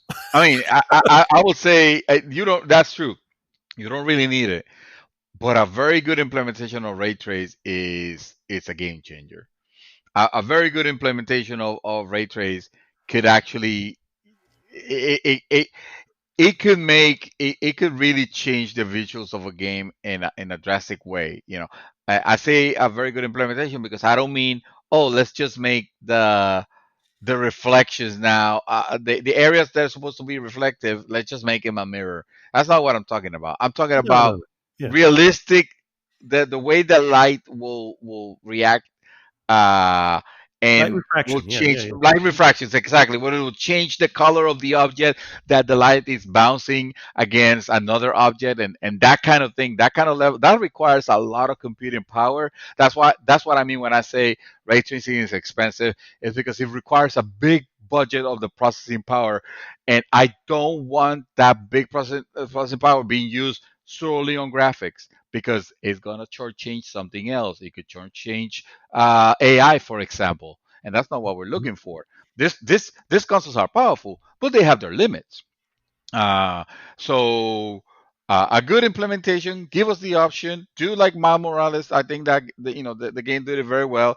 Hey, if you want it, keep in mind now it's gonna look like a little bit more, like it's gonna look like New York during the pandemic. you know, are you okay with that? Oh yeah, okay. Then we'll put it. We'll put it with less people, and it's not like it's deserted, and it's not like it is game affecting. It's Yeah, just, hey, yeah. it's a visual thing. So I invite you, Mad Dog, to make your choice and stick with it. If you feel like you want to play at 30 because you want to you want to see how the game plays go for it. If you rather have a different experience, you want to play at 60 because, hey, I already played the original Spider-Man at 30 and I have a new console and I want to know the power of this generation, but instead of through the visuals, I want to see it through the feel of it. Just take it as 60. I guarantee to you 100% that either way you'll be more than satisfied with the results. Oh no, for sure, for sure. Yeah. Like I said, I tested both out, and I'm probably going to do the 60, mostly because honestly, because I can, because it allows me Yeah, to play this. because it Yeah, allows. yeah. That's the Well, beauty. it's just All those operating. PS4 titles also. It's amazing. You can just replay them again, and some of them will run as Monster Hunter, bro. Monster. You guys get to play Monster Hunter World at I'm not going back full to that game. 60. Not after A 125 hours. I'm sorry. I'm not going back to that. but Chaos will probably check it Yeah, out. he definitely wants to. Oh hell yeah, he He definitely will wants check to. that, He and will. that will feel like a whole new experience just And because it's and, and what I would assume would be extremely fast load times.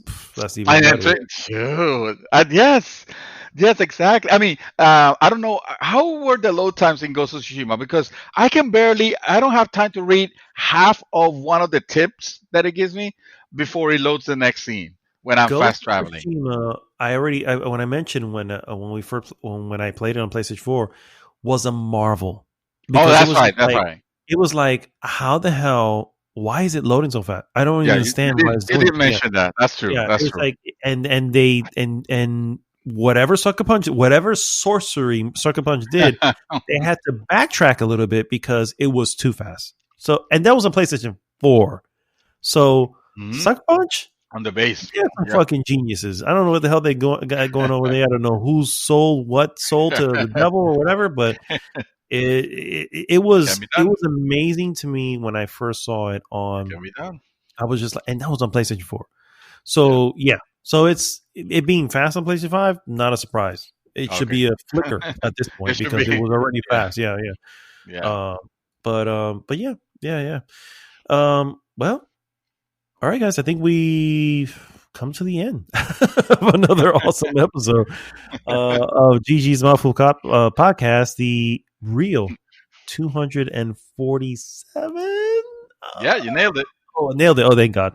Thanks so much, guys, for tuning in. As always, please go to goodgame.rocks. Join the conversation there. And, of course, please like, subscribe, share the podcast with everyone. This is Mad Dog signing off for this week saying, guys, well, I know we get it. We're in a new era, a new year, but stay vigilant. That's all I'm saying. We are required to keep watch. And so keep with one eye open. You never know when the next PlayStation 5 drop is going to happen. Correct. You can get Especially yours. If you don't have a PlayStation 5. Just exactly. saying. Yeah. Mr. I'll see what I can do. Mr. Dream Twister, take us home. I'll invite each and every one of you to please share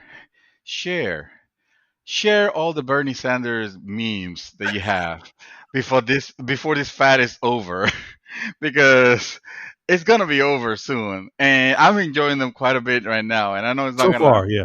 But I want at the end, when it's over, I want Facebook to remind me every year that around this time, January 20th to the 23rd, there were Bernie Sanders was a grumpy chick, and you gotta love that. You gotta respect the man for that.